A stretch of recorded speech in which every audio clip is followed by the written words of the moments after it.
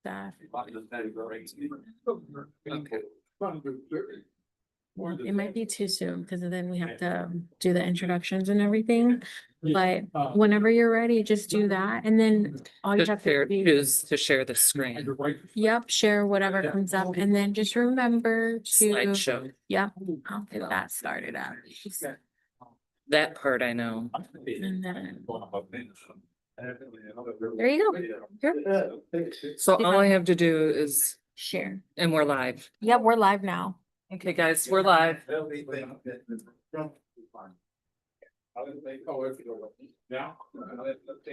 Hello, everyone. Good evening. We are live.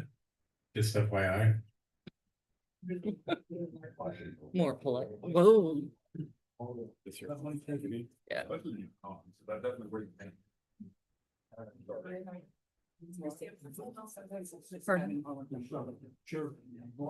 Right here. Can you hand this? Just what? Yeah, she just arrived. Get one of these. And.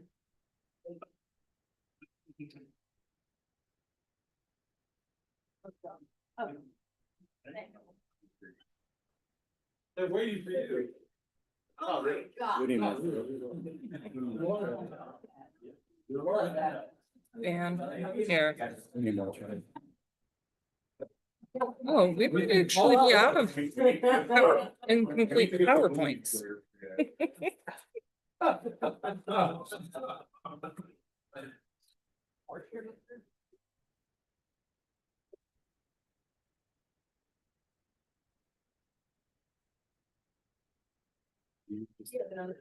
think there's two board members in the back. This is one. What's in there? No. Blaine, anything else? Who said that? For you over there. Oh, I need one more chair. Why are we having a phone?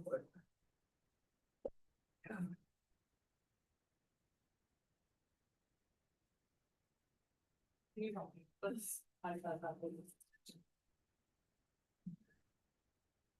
Thank you for the printout. It's incomplete, but wow, we're giving you some point of reference. Sorry about that.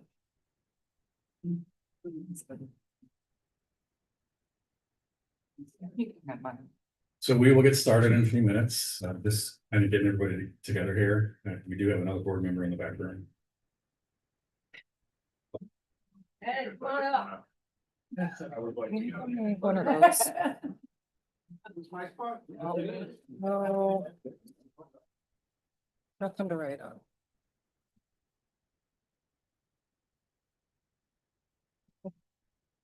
All right, good evening, everyone. Thank you for your participation in this workshop. My name is Scott Rodriguez. I'm the Assistant Director for Planning and Preservation. I am going to introduce some staff, my entire staff. I have two members not here. That's Fred Ducoste, who's a zoning technician, and Tia Villegas, who's an associate planner. With us tonight, I have Rosie Gonzalez, who is a community planner in the back. I have Ann Hamilton to my right. Many of you know her from Historic. She is a senior preservation planner. Karina Maldonado is a senior community planner. Sherry Cole, who's our administrative assistant, and to my left is Lauren Press. She is our principal planner. So I wanted to just do that introduction. This is going to be much needed and much anticipated workshop that we've been planning to provide for you all. The purpose of this is to really get some feedback as requested by some board members. And if you can just cue up the first slide. The first few minutes of this workshop is really just going to go over some process of, what we do as a division, what our function is, and some of the applications that we review. This is per your request by some of the members, and I do want to apologize for no backup on this. We did not get a lot of comments in time. That's why you didn't have a lot of backup. So we did our best to provide some, especially with some of the more, probably the heavier type land development regulations, most notably nonconformities. So I think we'll get started. This is just an overview. As I mentioned, we're going to go over the division functions and some processes, again, for some questions that were raised by board members. We'll get into that a little bit later on as well in the presentation, as we get into some of the more detail of the process of zoning application review. We're going to cover some use approvals, administrative uses, staff level, and conditional uses, which is the board level. We'll get into historic preservation, and then we're going to jump right into some board member questions after that. And that's where we're going to get into some LDR discussion and some questions that were raised by the board. Does anybody have any questions so far? All right, I think first is up, Karina.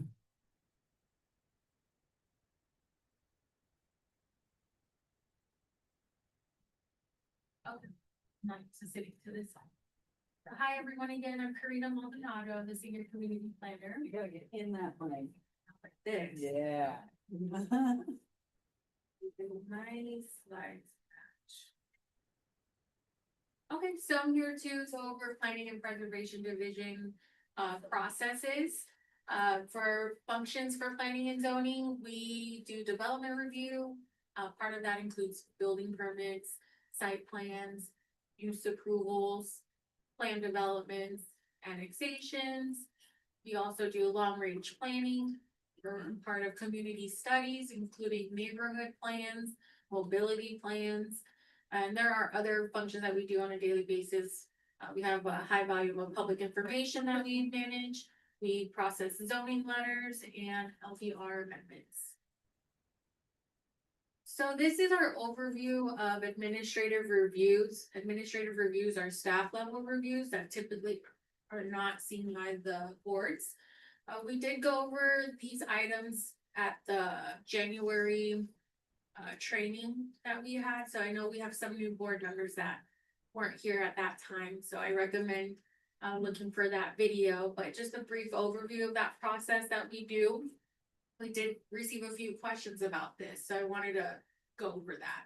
So this flow chart shows the administrative review process. We start off at on the far top left corner. We start off with pre-application meetings. Typically it's needed, but in some cases they're not.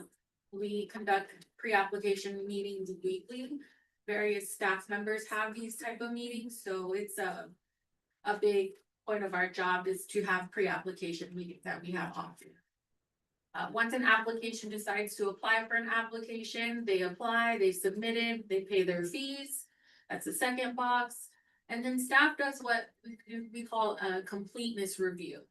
Completeness review is a sufficiency review. So we go over the documents to make sure that they provided all of the documents we needed. In the pre-application meeting, we provide a checklist for these specific applications, and we have a line item of what's needed, including fees, applications, every document we need. So during the completeness review, we provide a formal letter called the completeness letter.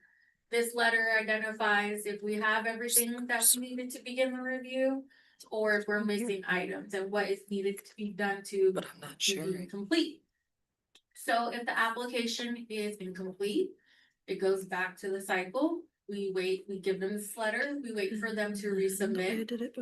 Once they resubmit to address the missing items, we do the completeness review again. So the goal is to have a complete application. Once that application is deemed complete, then that's when we move to the next box. We route the project for review, and we route it to what we call the SPRT team. That stands for Site Plan Review Team. It consists of a group of reviewers, assigned reviewers from the city, from planning and zoning, the building division. It includes the fire department, Lakewood Drainage District. It includes utilities, electric, utilities, water and sewer. I believe I said building division too. But these are assigned reviewers who review projects for us. And as planning and zoning, we send them the notification that, hey, we have this project ready for rear review. We wait for their comments, we give them a deadline. They send all their comments or conditions, or if they have no comments, we need a response from each of these members. So once we gather all of these comments or conditions, we issue what we call an SPRT letter. That letter has a list of items that need to be addressed. If there are items to address, we send it to the applicant, we wait for them to address the comments, and then they resubmit. And then we route it for review. Now, if there are no more comments or there's nothing to address, then that's when we approve the project with conditions. We issue an approval letter. So this is a staff level review that we do. The next slide will go over similar process, but the additional portion where you get to see. Excuse me, quick question. This is Yes. for any kind of a permit, you said a permit site plans, you Google plan development annexations or? No, this is administrative review, so there's certain criterias for what projects qualify for administrative review. What we have is administrative use permits. You're used to seeing the conditional use permits, so the administrative one is staff level. Okay. We also have administrative site plan reviews that we can review. Is this like for building permits? This is not for building permits. Not Yeah. building. Can you give us an example? Yes, you're not familiar with this because you don't see it. We only see it. So the example would be an administrative use permit. Can you give us an example of that? What is this? What is that? So AUP, that's commonly known as, is based on density or intensity of the zoning district. So typically, AUP staff level would require it's a medium intensity, anything less than 7,500 square feet or greater than 2,500 square feet. So it's like a conditional use permit, but the only difference is that when we write a staff report for the AUP, we issue the approval. For a staff report for conditional use permit, it goes to the board for your approval. Is smaller. Yeah, the AUP is a smaller, use approval. Administrative use permit is an AUP, conditional use permit is a CUP. Can you give us an Sorry. example? An example of an AUP, Yeah, sure. administrative use permit. So any use, for example, let's just say an office use that it's more intense. So That wasn't zoned for that? it is zoned for that. So it's allowed. So in the use table in the code, you have an a C, or a blank, which is prohibited. So let's say an office use is an A in medium intensity, which is under 7,500 square feet and greater than 2,500 square feet. That would be a staff level review. So an office use would be evaluated based on all the criteria in the code for an administrative use permit. We do have checklists for these for applicants. We typically have a pre-application meeting, typically try to work with the applicant and then do our analysis, write a staff report, and then prepare a result letter, which is an approval. Typically, an administrative use permit generally isn't going to get denied. It's rare. So that's the staff level review. That typically takes about 1 to 2 months for that level. Does that help, Mr. Gross? I was gonna pull up the use, let me pull up the use chart. The city's Typical, I guess. website is Dumb this thing running down. real slow. What would be, give us a typical example? You say an office use, well, office use where? Inside, outside, what? So we have a request for, I'm gonna try not to, because there's other components to this. Sometimes it gets to a level for an administrative use permit because somebody comes in and they apply for a business license. And that business license is that they want to come in and they want to do an office use or let's say a law office. And the law office, the use area they want to utilize is 3,600 square feet. They apply for business license. It kicks over to us for zoning review, my team, typically Sherry and or planner. And then it's, oh, hey, it's allowed, but it's not permitted by right. It requires an approval, a use approval. So then we let the applicant know, based on the square footage of the use area, thank you. So let's say this office, and I'm gonna confuse you a little bit, I'm sorry, let's say this office is 2,400 square feet. Straight to business license, no use approval required because it's got a P in the use table. Okay, so I pulled up the chart Okay. and you can see this is high intensity retail uses.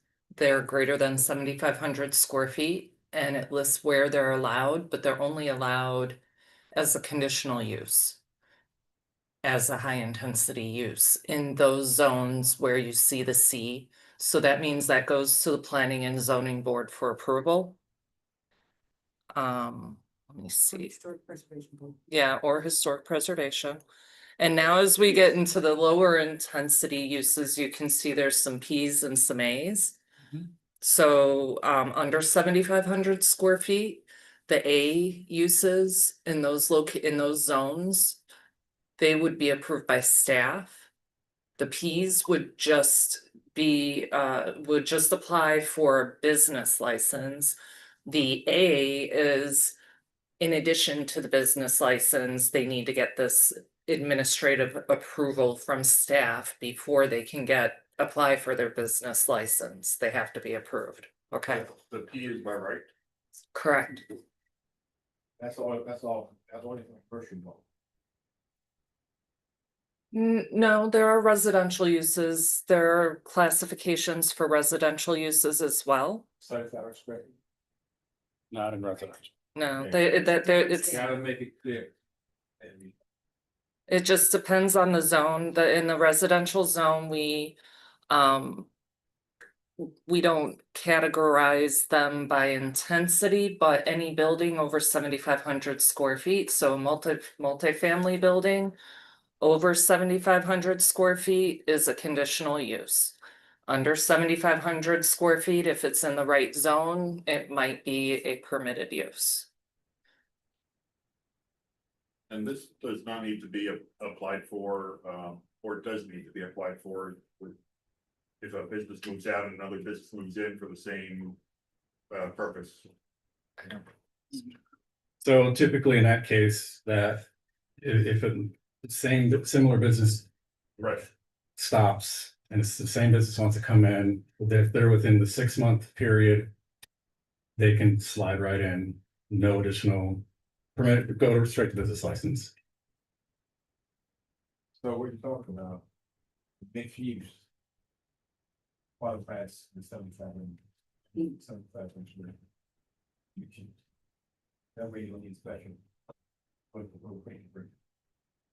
Mixed use, the mixed use. No, the uses are treated, the zoning district is gonna dictate certain regulations. If there's a letter within that zoning district, and that's gonna dictate what the approval process is gonna be. So either straight to business license with a P, staff level review with an A, or board level review with the C. And in some cases, may, like, for example, plan development would go to city commission. Can I make a suggestion? May I suggest that you continue with your presentation and we can ask questions towards the end? I think otherwise we're gonna be here till midnight. I gotta sleep. I disagree. I think we have to add questions as we go along. That's the only way. The questions that we're asking are really relevant to the slide, so let's have my recommendations, let's continue and. So you can write down questions and then ask them later, otherwise if I ask questions for every single slide, it's gonna be.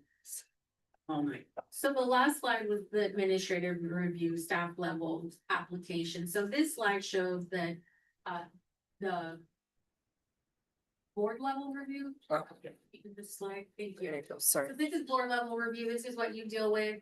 Most of it is covered in the administrative use review, the same application process where they have a pre-application meeting with staff, they submit. We do a staff level review for completeness, make sure we have all of the documents. send them a letter letting them know it's incomplete or complete. Once it's deemed complete, we route it over to the same SPRT team or the site plan review team. Where they're reviewing their comments, we gather all of the comments or conditions of approval. Then once we get to a final point where all of the comments are addressed and we can schedule this for a board hearing, we schedule it. That's when we start working on the public notices, legal ads, sign postings, mailers, the courtesy notices. So we notify the applicant.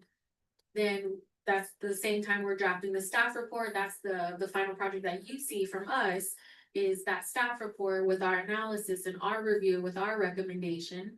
Then we present it to the board, and then that's where you either deny it, you approve it. You may approve it with the conditions. For larger projects like projects that need city commission, you recommend approval or denial to the city commission.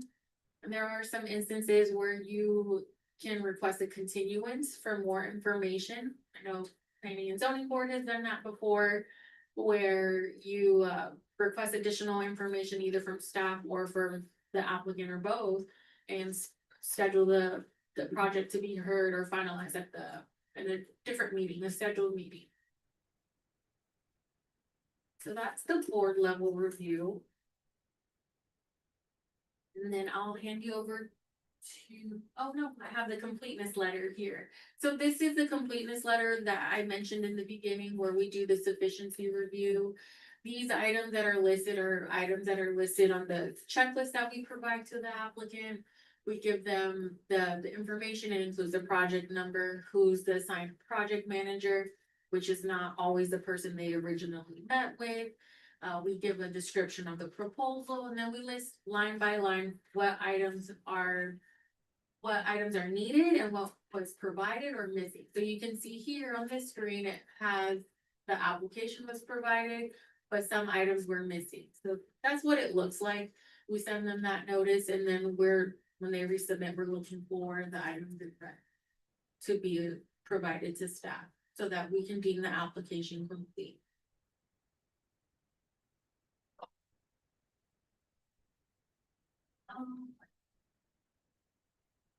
You want to take it? So this is, I believe, some of the questions we received regarding completeness review from some of the board members. The board member did ask, we occasionally receive agenda items that appear to be incomplete. What are the criteria for determining that an application is ready for our board? So again, that's the completeness letter we went over, that they submitted the items listed on the checklist that we provided. Let's see here. Oh, we have a note here. So there are often is a difference in the level of experience in our applicants. Staff works closely with applicants who are less experienced to bring their application forward in a way that meets the criteria for a completed application, while also balancing the abilities of the applicant. Next question we received about this was, what conditions can legally be deferred until after PZB HRPB approval? How much time does an applicant have to satisfy conditions of approval? So there are no set list of items which can be deferred. Typically, items that do not affect the site plan can be conditioned. Timeframe is usually included in conditions of approval and is most often required prior to issuance of building permit, or more rarely certificate of occupancy. So it's important that you go over the conditions of approval listed in the staff report, because that's where you'll see the timing, the specific timing mechanisms for specific projects. We do not apply certain timeframes for, it doesn't always look the same. It depends on the application type and what they're actually doing. So another question we received was, what are the biggest challenges your team faces in preparing applications and agendas for our board? So there are balancing needs of applicants' timelines with requirements of the LDRs and SPRT review. While staff attempts to move applications along as quickly as possible in order to provide a timely opportunity to be heard by the board and allow the applicant's plans to move forward. We are constrained by deadlines and required review steps, which may make the process slower than the applicant desires. So we do not skip steps. We have to go through the process.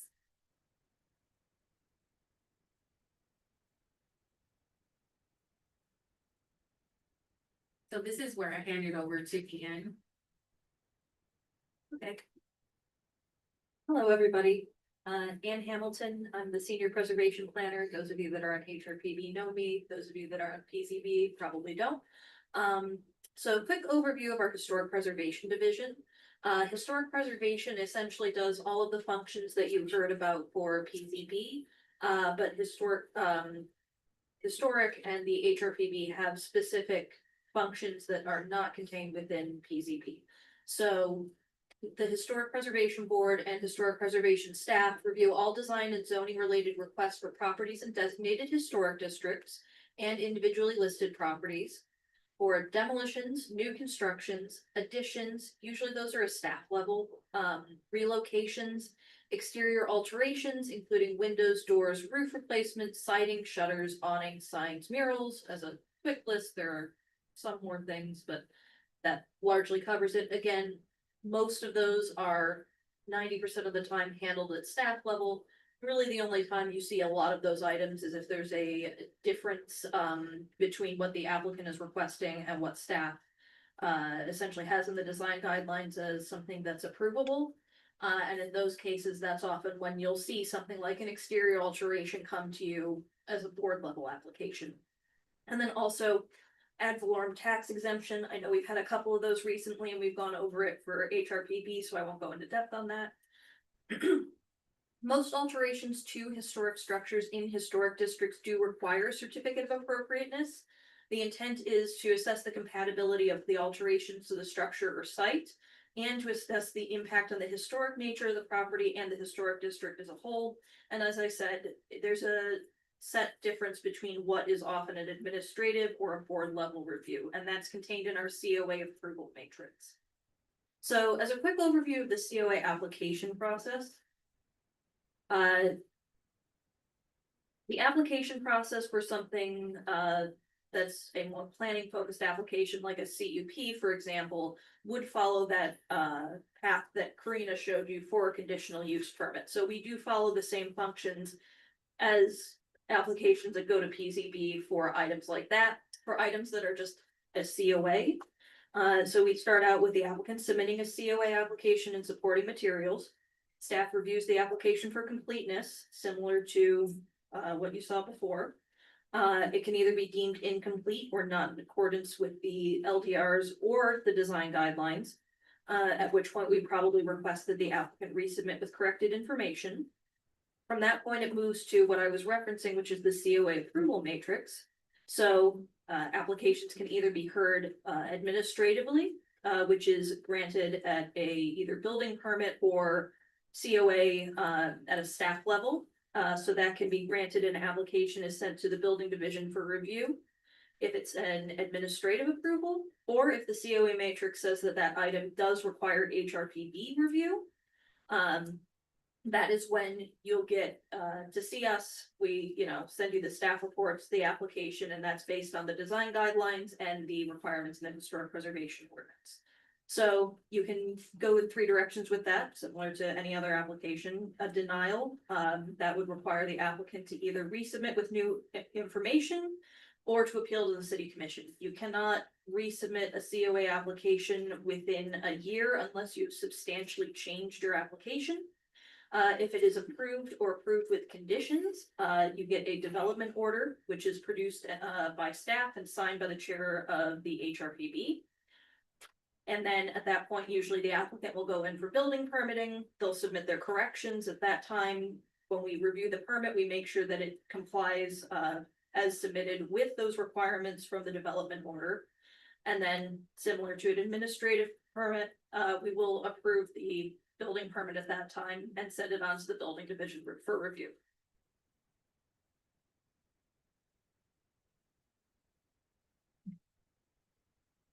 So for that first portion of the presentation, we could take some questions if you like. I have a question. Because I'm not familiar, I'm coming from Palm Beach County's Planning, Zoning and Building, and I'm not familiar with the Historic Review Board, so is it possible if it's a historic structure, it could go, did you say through both of your processes? Because it could be, you know, this is all like alterations, demos, it's like a physical building permit kind of arena. But theoretically, it could have both this process with the, could go to both boards? No, the Historic Resources Preservation Board is intended to function as the planning and zoning board for properties within designated historic districts. So any application that would otherwise require PZB review outside of a historic district, any of those applications go to HRPB. So both COAs and, like I said, they'll be reviewing, so if there's a site plan associated with the COA, so say someone's doing a more major development that requires a major site plan, or a conditional use permit or some other board level review, that does not go to PZB, that actually goes to HRPB. Only HRPB. Okay, and some levels, depending on the approval process, could also go to the city commission? Yes, so some of those applications do eventually, instead of being a, approval stops here at HRPB, the HRPB is instead issuing a recommendation to the city commission as the body. It's kind of two hats that they wear as either, and PZB wears as either a recommending body or an approving body. And so in that instance, they would be acting as a recommending body. That's interesting. So then your historic board has to be fully versed on not only construction, but also in, design and demos and architecture, but also uses and approval processes then. Yes. That's different. Okay, cool. We do have competent staff advice, so. I have a question. The files themselves, so we get approved by a historic group something, so it goes over for permitting. Is that an electronic file or is that a paper file? That goes over. What actually goes from historic? Because the other thing, I waited like 2 months after getting approval for a project of mine, after it got approved here before I got my permit. So in what context? So if you mean for permitting, and really for everything at this point, we're all digital. Okay. We don't work with paper plans anymore. Any paper submittals get scanned into our system. We do everything, for about the last 5 years at least, purely digital. Okay. Now as far as like a building permit, that usually is transferred over to the building department again digitally. But we're all using the same file system. We're all, if something is a building permit, we're all reviewing in the same file. If that explains it. It does. I mean, most of what I'm dealing with, like deal in our historic district, it's all single family homes. So, but sometimes it's a very lengthy process. From approval to permit. Some cases it's been that way. So if you receive a board level approval, you do have to then submit the permitting before it starts going through that process. That makes sense? So I think what you're talking about is, what happens when the board approves an item, right? Staff prepares a development order, and then that development order gets signed by the board chair and then by staff. And then we typically like to have that in hand and out within a week or two. Sometimes it's a little delayed, but generally that's the time frame. So that once that development order is issued, then permits can start. And sometimes, like for example, if it's a major site plan, some site improvement, there's some hope that the applicant will submit building permits before that approval happens, and it's risky, but it happens, and oftentimes in some cases that site plan could change during the development review process. But generally, from a time perspective, once use approval is granted, the development order is issued, that typically takes 1 to 2 weeks, and then business license, conditions have to be met, building permits have to be applied for. That starts after that. So I know there are different types of building permits, but on a historic permit, when you say it goes to historic, first, and then when it's approved there, it goes to the end of line at building, or are they happening concurrently? So traditionally, we have been the first reviewer, and I would say we still are largely. In the last couple months, building has been taking a look at things ahead of time so that they can get their comments out of the way. If there are any concerns, they'll get things marked up and stamped. And then we still have to send it over to them. They still take a look at them again, but to answer in a short way, the usual process is historic looks at it first, building looks at it second. Sometimes we look at them concurrently, especially for larger developments. You know, if someone's there's probably a difference between like a roof, for example, or a new multifamily structure. Then a lot of the time we are kind of all looking at it at the same time. And obviously, you're not gonna send something over to building that you know has no chance of being appropriate. And that's the concept behind having historic be the first reviewer, is we don't want people getting building approval and then coming into historic and being told, no, that doesn't work, and they have to completely redo their plans. That's the thought behind that order of operations. And that's similar with use approvals as well. A lot of these have to be obtained prior to business license. So that comes first, and that, 1 to 2 months for a staff level, 3 to 4 months for a board level. That was good. Just stands up and fights. Yeah, I have one other thing, just, I hear this time and time again, people building homes in non-historic neighborhood. And they go to they're building a home, someone called me the other day about it, and I said, well, it's not a story, but they submitted their plans. And plans go in, they get it sent back to them, hey, make this change, you make this change, this window or whatever. They, okay, make changes, submit it in. 2 weeks later, it comes back, well, you need to change something over here. It doesn't seem, and I've heard this a number of times from both builders and from individuals who are doing projects, that it's not comprehensive. In other words, if I submit it, and if there are issues there, why aren't they all being processed at once instead of coming back time and time again? And it does happen. I've heard this too many times. So it's meant to be comprehensive, but our reviewers are human, and I do think sometimes there are gonna be instances where they miss things, and, we do have a responsibility to comment on them if the building permit has been issued. The short answer for that.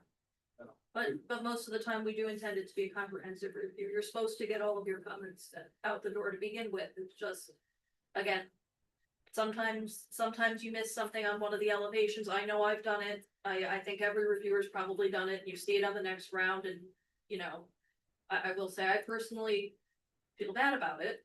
I do think that ideally we want all those comments to go on the first round, but we can't not comment on it. We can cover it. We're two different boards. And we're governed by all two sets of rules. I have a list of questions.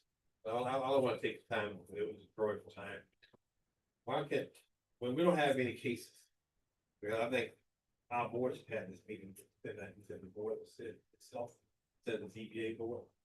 And then we get some house cleaning done. So if we don't have any cases, can we still have our meeting so we can get some stuff done? So we get some your questions that concern some of the board members.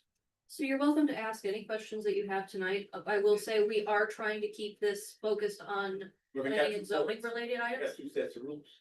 So no, we are talking about the items that relate or are under the purview of both boards. So both of your boards review planning applications, both of your boards review use approvals, things like that.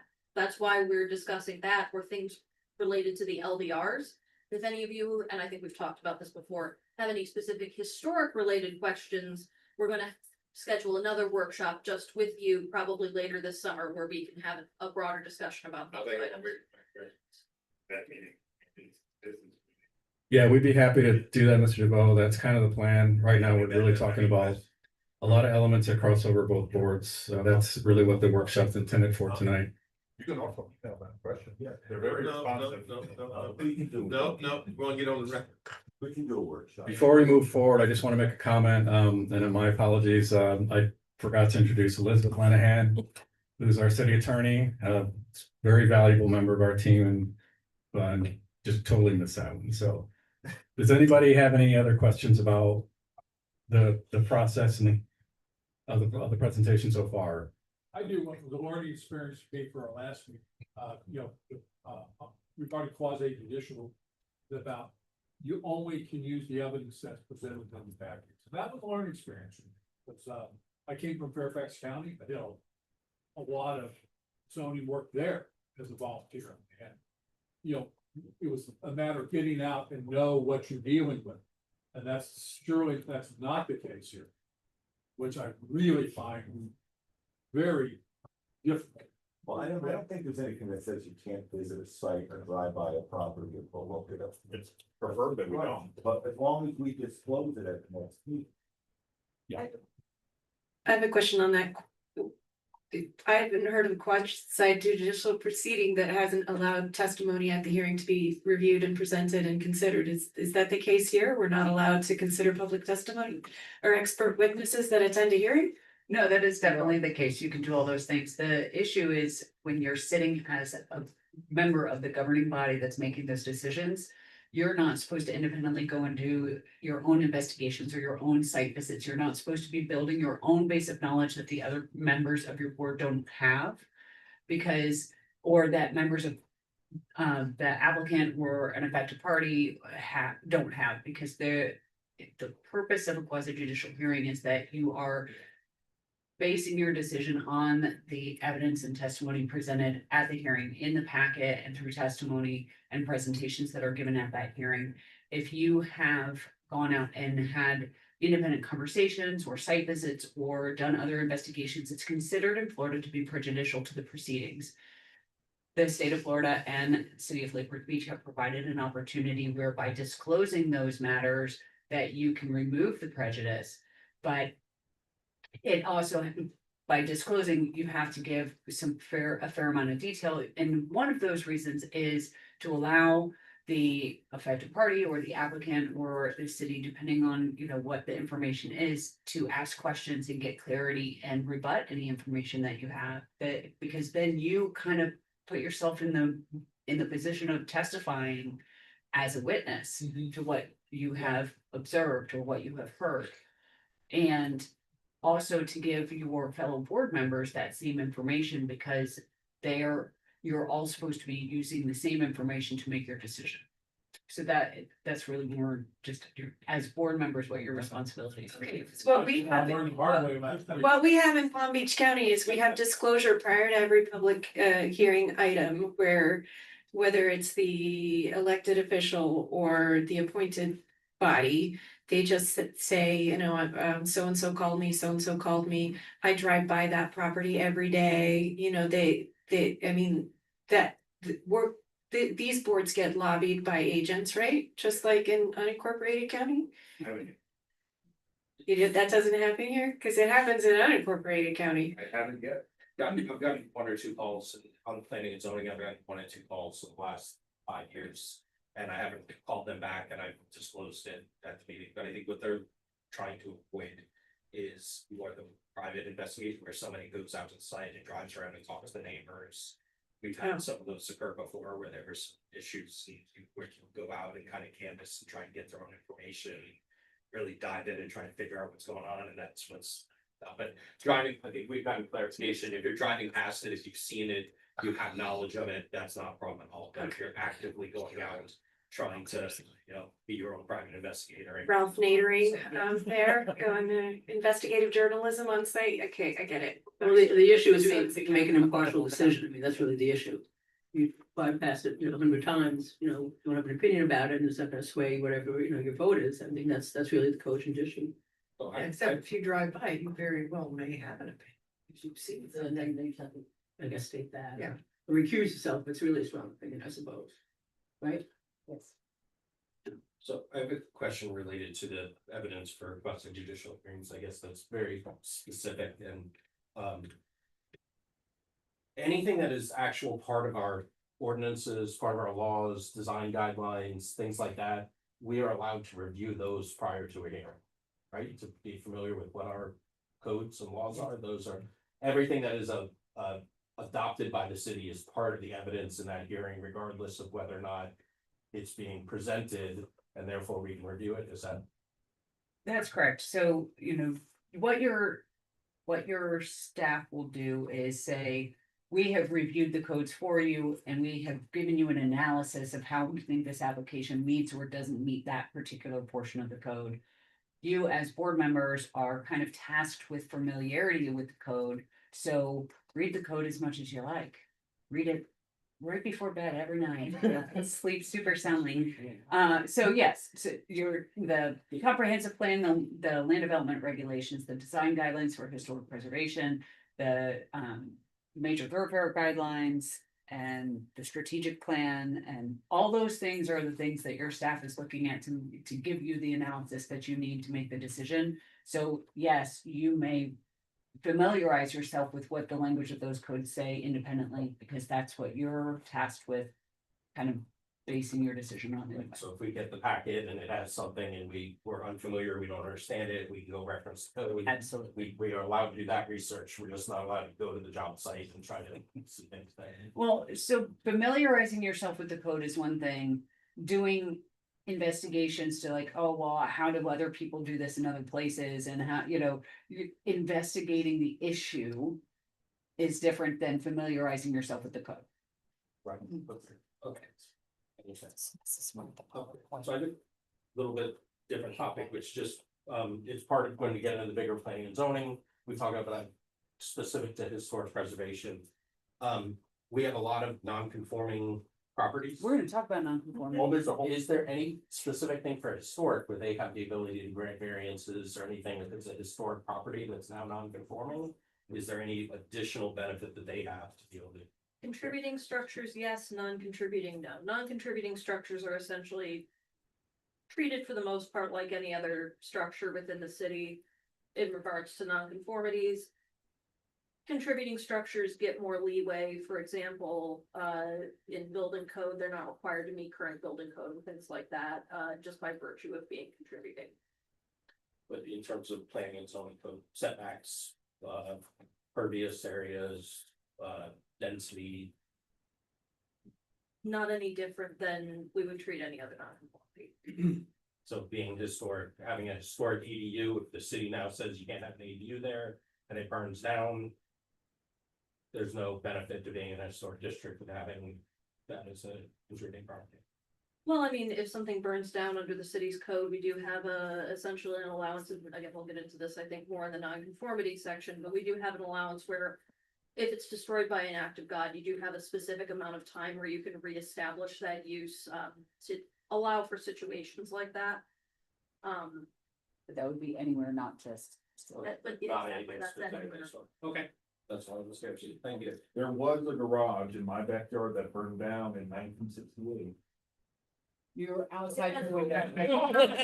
Okay, I got a question maybe for Scott. I'm looking in, I know we're talking about a lot of different review processes, but I see three very complex diagrams, flow charts. And I know you also say that you get involved utilities, water, electric, Lake Worth Drainage District, the fire department.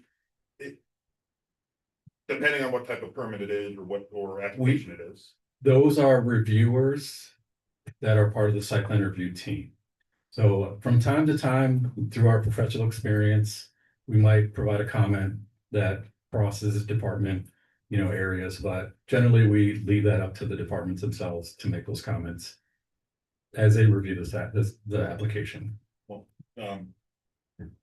Right, and where I was going with that is, and you mentioned it on one of your slides here, I think it was up there, but you didn't read it. That applicant timeline expectations might be a big hurdle, and I know the commission has mentioned that things take a long time. Do you think there's anything that this would be a big project to sort of any structural change in the review process that would not shortchange anything, but can help move things along? There's always areas for improvement. I think what what we have, what some of the challenges that we deal with is, you know, aside from us being a small organization, a small division, is we don't have, we do our best to guide applicants. And if we provide our documentation, for example, a completeness review, a sufficiency review, saying your application is deemed complete, you can formally submit. If they don't submit for 2 or 3 months, we don't have any control over that. So that's one of the challenges that we have. And it does seem like when you look at the totality of the application timeline and you include that, it looks like staff's been sitting on it sometimes. And that sometimes is not the case. So we could probably do more to help them guide and remind them of those processes. But after a certain amount of time, I think 6 months, we do reach out. Hey, on this date, we sent you a completeness review or an SPRT, site plan review team letter with formal comments. We haven't heard from you in 6 months. We're gonna reach out. We're reaching out. You have another 30 days. Let us know what you want to do. And if they don't reach out, we abandon it. And if they do, we move forward. So the timeline gets a little tricky, especially with, you know, statutes, but generally we do our best to meet those deadlines. But there's a lot of curveballs that happen. I piggyback onto that question because the comments that I got were people don't know what they're supposed to be submitting. They're told to submit and then you'll find out what you're missing. So again, we do our best to, so look, after 2 or 3 rounds for building permits, zoning permits, or even site plan or zoning applications, we say, okay, we're not meeting somewhere in the middle. Come on in and meet with staff so we can go over this with you. I mean, that's the best that's really one of the things that we offer. You know, should it happen sooner than that? I don't know, but we do provide checklists as well. Checklist or all. You weren't in this meeting. So, one of the things I do think you're probably talking about primarily the building permit submittal process. That you would be receiving feedback from the public on. And it is true, we have checklists for every application as to what people are supposed to submit. But we have a lot of turnover in that component of our department, and you know, they're constantly training people. But they have been instructed to accept the application and put it through the process.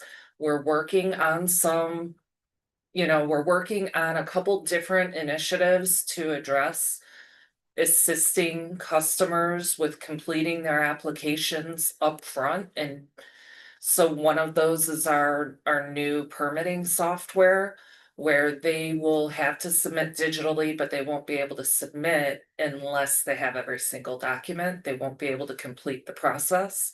That doesn't stop them from submitting a bogus plan that doesn't actually qualify for, say, a site plan. But they could, as long as they have all of the documents, then they can submit. One of our permit reviewers is working on an app that hasn't been approved by IT yet that I'm aware of, but that also is a guide. It's not connected to the internet, but it's to help guide people as to what the requirements are for each individual application. And then that would also help our permit technicians when they do intake to know whether or not a permit is complete. So unfortunately, yes, we do get incomplete applications and have to disapprove those applications because that's the process that's been put in place for the time being. Eliminate that. It's possible, like some municipalities have, they have 1, maybe 2. I'll take the side. That one person, they sit down with that, especially for residential. Sit down with that residential person, try to get them an appointment to be there. And what's happening, they see about maybe, I don't know how many people they see that painting, but they have people in other municipalities that sit down with people, walk you through the process. So when they come to you, they have complete application.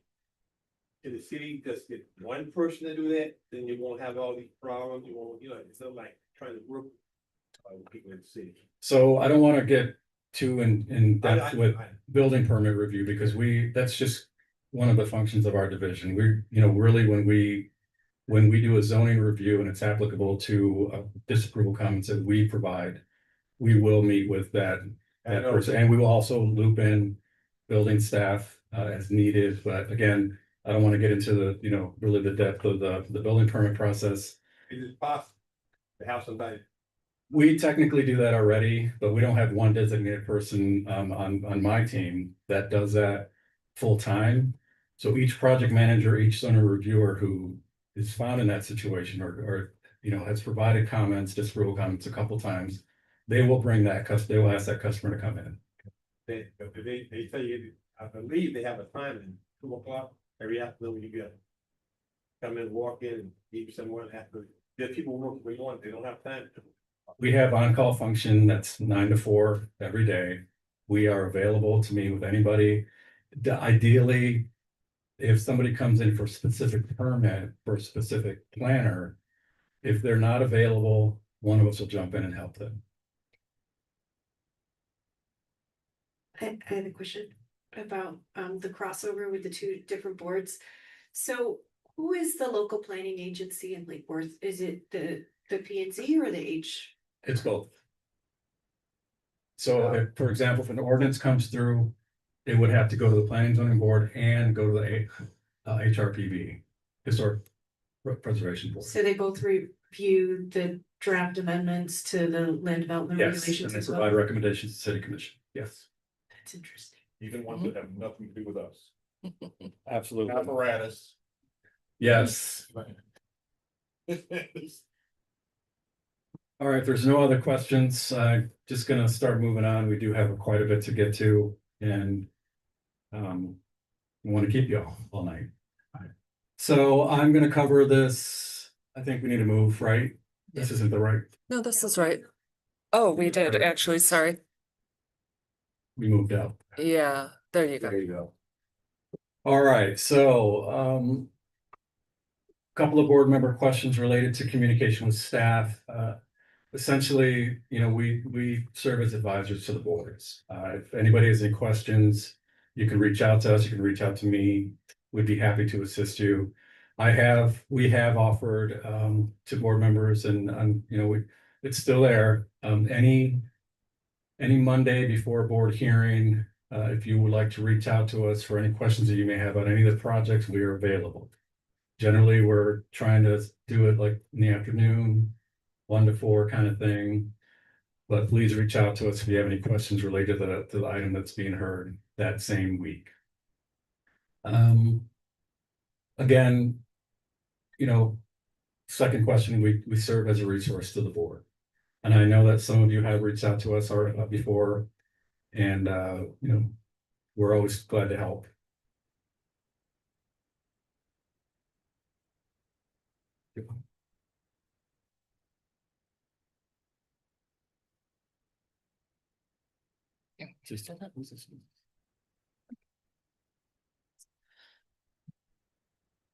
Good evening. This is the first slide I'm presenting. Lauren Press, Principal Planner. One of the questions we got was how many review cycles do we have before an application moves forward? There's nothing set in stone. Typically 2 to 3 rounds of a review. Sometimes more, sometimes less, depending on the applicant and their ability to address the comments and whether or not the outstanding issues can be addressed through conditions for approval. We would not condition anything for approval that would substantially alter a site plan or the architecture of a building.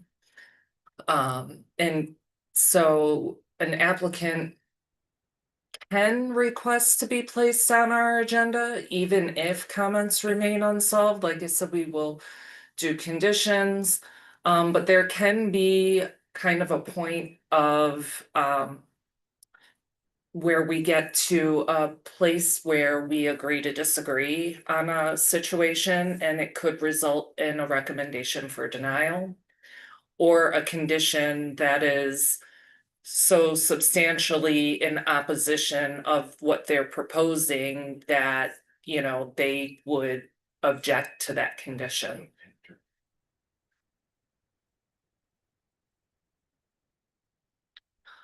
So it's come up a lot, and since I've been with the city, and I've only been with the city for 4 months, I know there are a lot of there's a lot of interest in understanding nonconformities to a greater degree.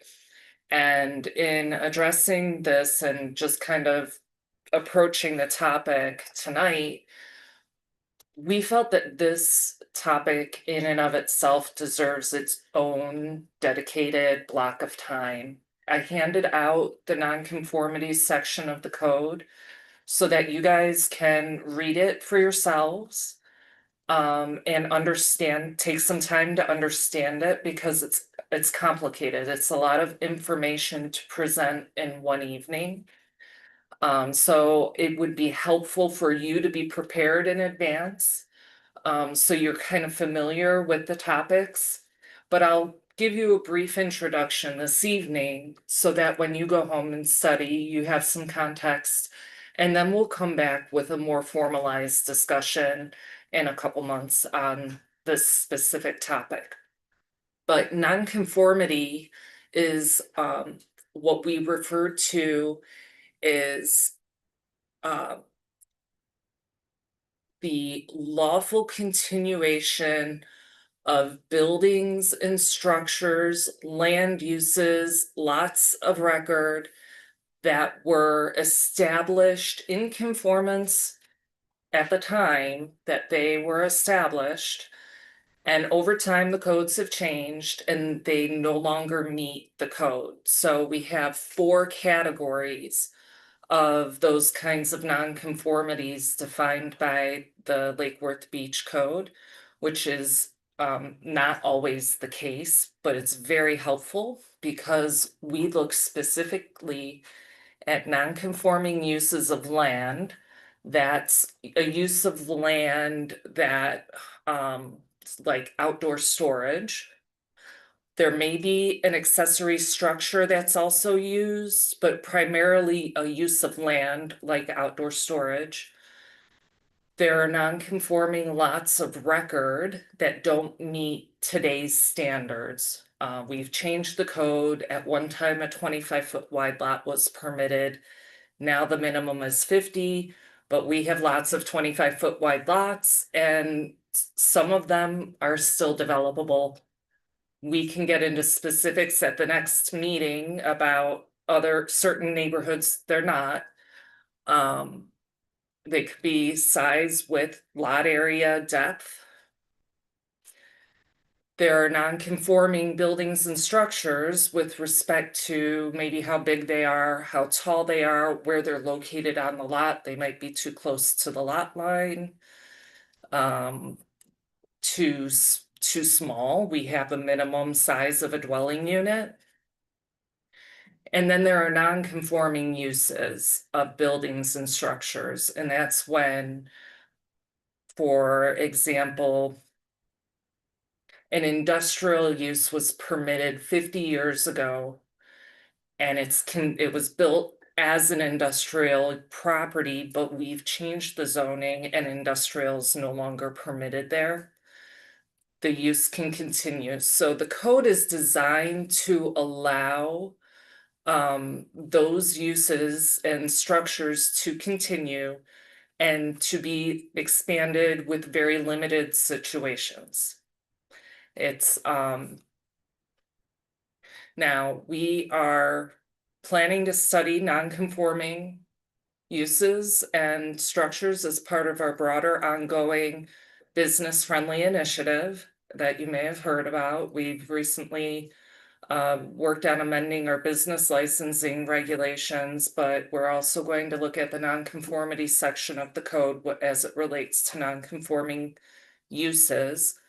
And we're seeking guidance from you as we proceed through this process and what ways we can, you know, make the code friendlier, how we can improve it for the residents and the businesses in the city. One thing that our code does require right now is that a lawful non-conforming use must maintain an active business license to maintain its lawful non-conforming status.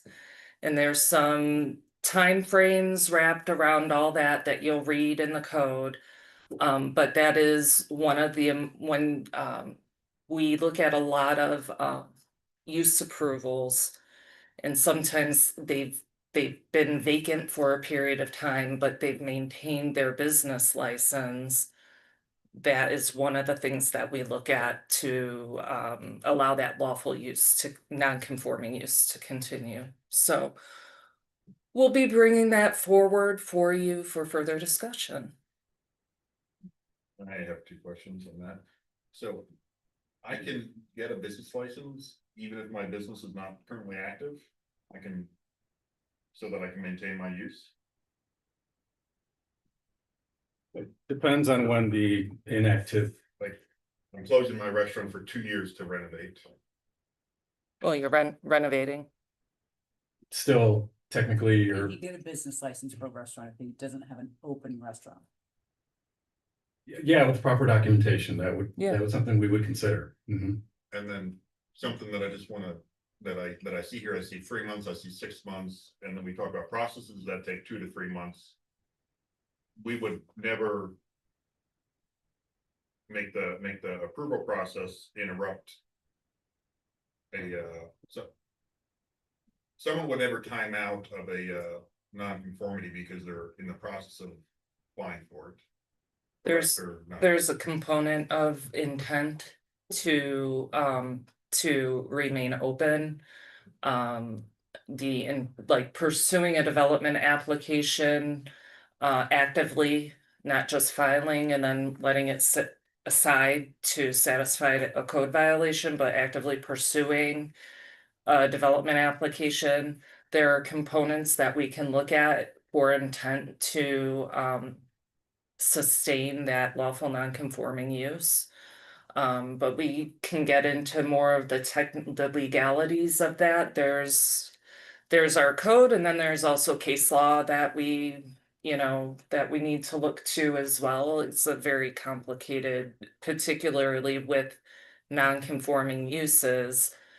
It gets very complicated as to discontinuation of the use and abandonment of the use. Our code is pretty strict for abandonment, but if you do change the use from a non-conforming use to a permitted use, that is a very clear abandonment of the non-conforming use, and it cannot be reestablished at that point. Does this qualify here, if somebody had put up a fence that is now no longer allowed to be that height or something? Does that fit under here? It's a structure according to our code.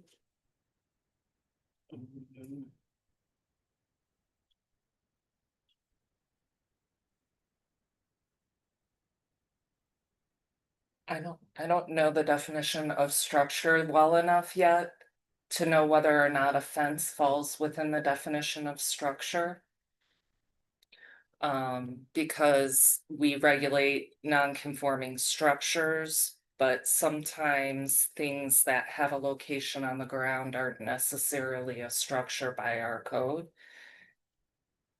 Karina? So the question is, if there's a non-conforming fence, can it remain? Yes, it can remain, but once it deteriorates to a certain point, they need to replace it, then that new replacement would require a building permit that and a plan that conforms with the current regulations. Right. I have two questions. Is a business license the same as a business tax receipt in an incorporated county? No. It's not, business license is not a business tax receipt, is this something that we don't have in an unincorporated county? The business tax receipt is paid to the county. The city doesn't require the business tax receipt. I learned this last week. I do wanna jump in that. So our business license has three components. One portion is the city business tax receipt, then we have a use and occupancy license, and then we have the use and occupancy inspection. There are instances where that one business license may have multiple business tax receipts, but it is separate from the county business tax receipt. So your business license is for all, like if you have a doctor's office, it's for all non-residential uses need a business license? Yes, but there are also residential uses as rentals that require business Yes, licenses. in unincorporated county, we don't have the rental license, and I really think that's a really good program that, you know, unincorporated, we struggled with that topic. Okay, so that's interesting. As far as the nonconformities,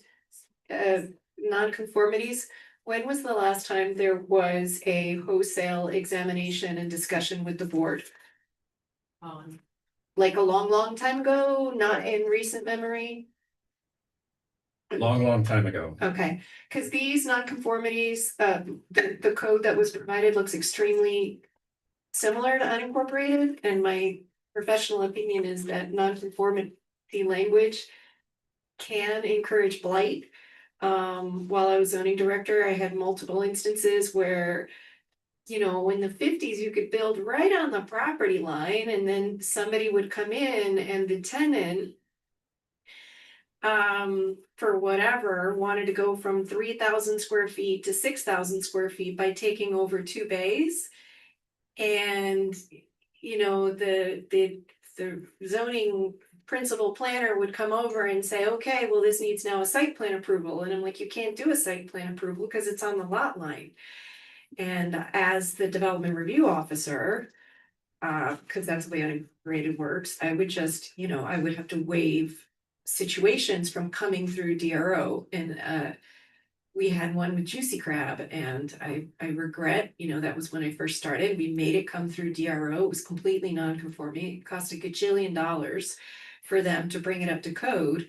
And with the thing with nonconformities is it was a completely legal, really good idea in 1955, 65, 75, 85, prior to Burt Harris Act. And then it was the local government that changed the rules, not necessarily, you know, and we did a lot of vesting. Do you guys do vesting letters? Because we did a lot of vesting in unincorporated where they would want to vest their, I don't know, this one I remember is a salvage thing that apparently now in the zoning district, you couldn't have this salvage thing, but it'd been there continuously for 50 years. The other thing is that time frame. Those time frames are critically important because there can be delays. That was the problem with the Juicy Crab. It exceeded that 6 months, and that it just, I don't know, I think that's something that should be really studied with the overall intent and if it has negative impacts on the city as a whole. Because sometimes our old kitschy buildings are, you know, sometimes it's better to have them rehabbed than to expect them to be knocked down and have the 15-foot rear, front, side setbacks, you know? But this is an area that it's really good that you guys are looking at because it's always a challenge. Yeah, I also agree. I get really worried about that because with businesses, a lot of times the business is not the owner of the property. So, you know, on the Jackson corner, we have a lot of restaurants, buildings that have kitchens and dining rooms that are 100 years old and they don't conform with the modern stuff. And they could be vacant for several years. What, before someone moves in and tries to start a new restaurant, what are we allowed to do then?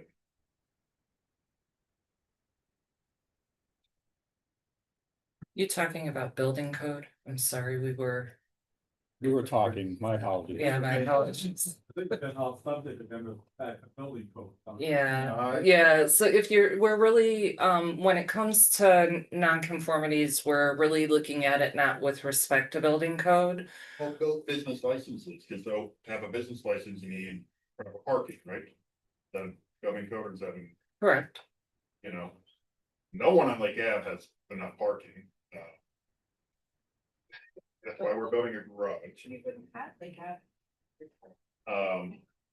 And there's all those restaurants that have been vacant for years, but they can kind of really only be restaurants.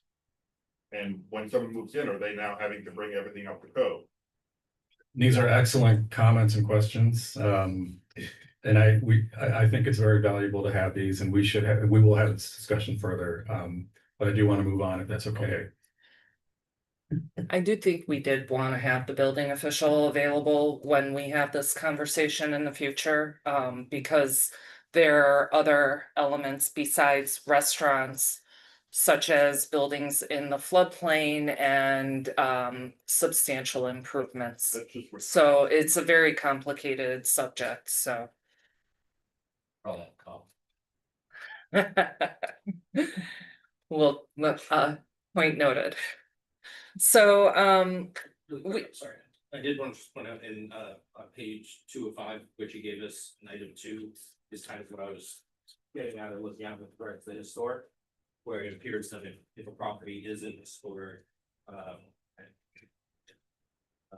for certificate of appropriateness, it's a historic designation, landmark property, you all have the ability to waive some MDRs that we honestly letting. Which item was that? 2 on page 2. I guess when we get into that, because it sounds like there's gonna be another workshop and I'll probably be separate for it. Yes. But just, it sounds like you guys might have a little bit more power. Yeah. Only for contributing structures. Only for contributing structure. and not everybody has the same copy of it's the same text, but it's in a different format. The one I handed out doesn't have page numbers on it. I apologize. Yes. Okay. We talked a little bit earlier about conditional use permits and we didn't really talk about variances. And one of the board members asked is that they've noticed a high volume of requests for conditional use permits and variances. Does this mean that the LDRs may need to be updated? And for conditional use permits, no, it's functioning exactly how we intended. We intended to apply greater restrictions to uses that have a higher intensity because they have the potential to have a greater impact on the surrounding area and even potentially detrimental impacts on the surrounding area, which warrant closer scrutiny through the public hearing process.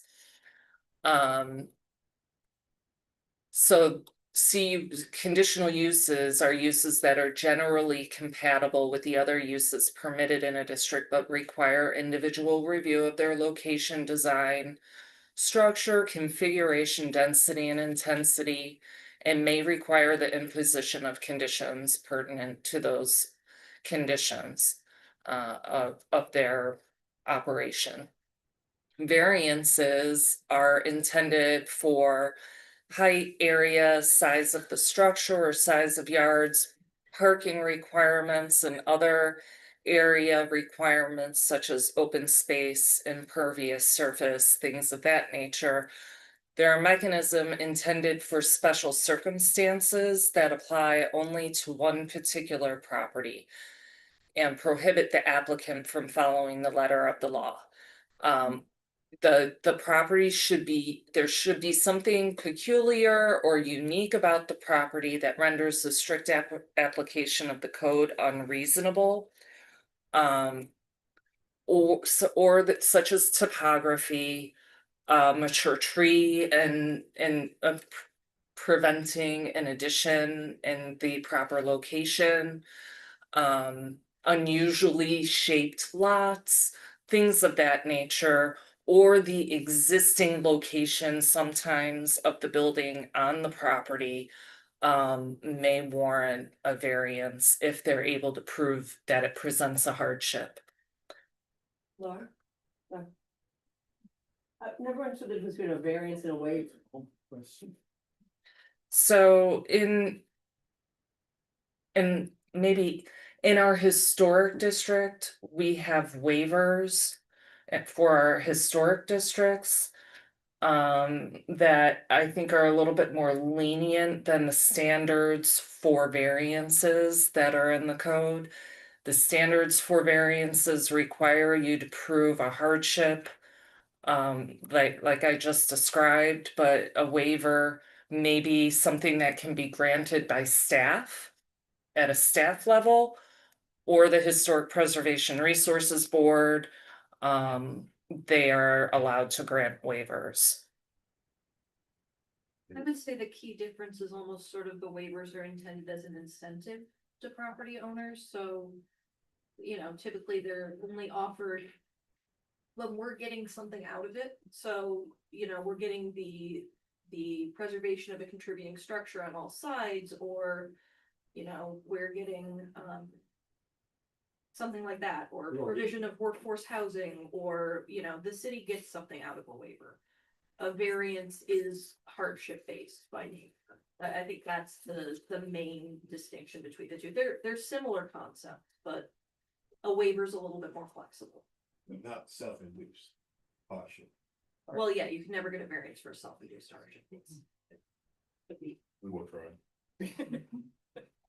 We'll try all of it. All right, so just in closing on that, a high volume of requests for CUPs and variances signals that there are increasing requests for higher intensity uses that require a more stringent standard of review for compatibility, such as in the case of conditional use permits, but show that the land development regulations are functioning as intended to ensure that requests follow the additional review criteria. Okay. And I think I'm turning this over to Ann at this time. Okay, so another item that we had a question about. Was that essentially an ADU can only be 60% of a primary dwelling. And a particular case was posed as this puts people with existing small houses and large backyards in a tough spot. They can only have a 900 square foot house. They can only build a 540 square foot ADU. However, if they were to add on to the primary dwelling, they could essentially add on as much as their lot coverage or FAR would allow them to, and they would no longer be limited to that 540 square foot just by virtue of attaching it to the building.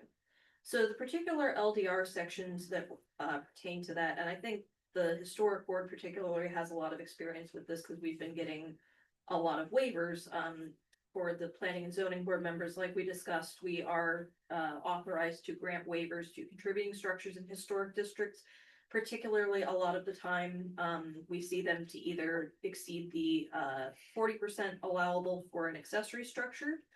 So that 40% is 40% of the principal structure's habitable area, or 1,000 square feet, whichever is less, is the size of the accessory structure. Or for accessory dwelling units, that number goes up to 60%. And the only ways you can get a waiver would be preservation of a contributing structure, providing affordable workforce housing, or accommodation for accessibility.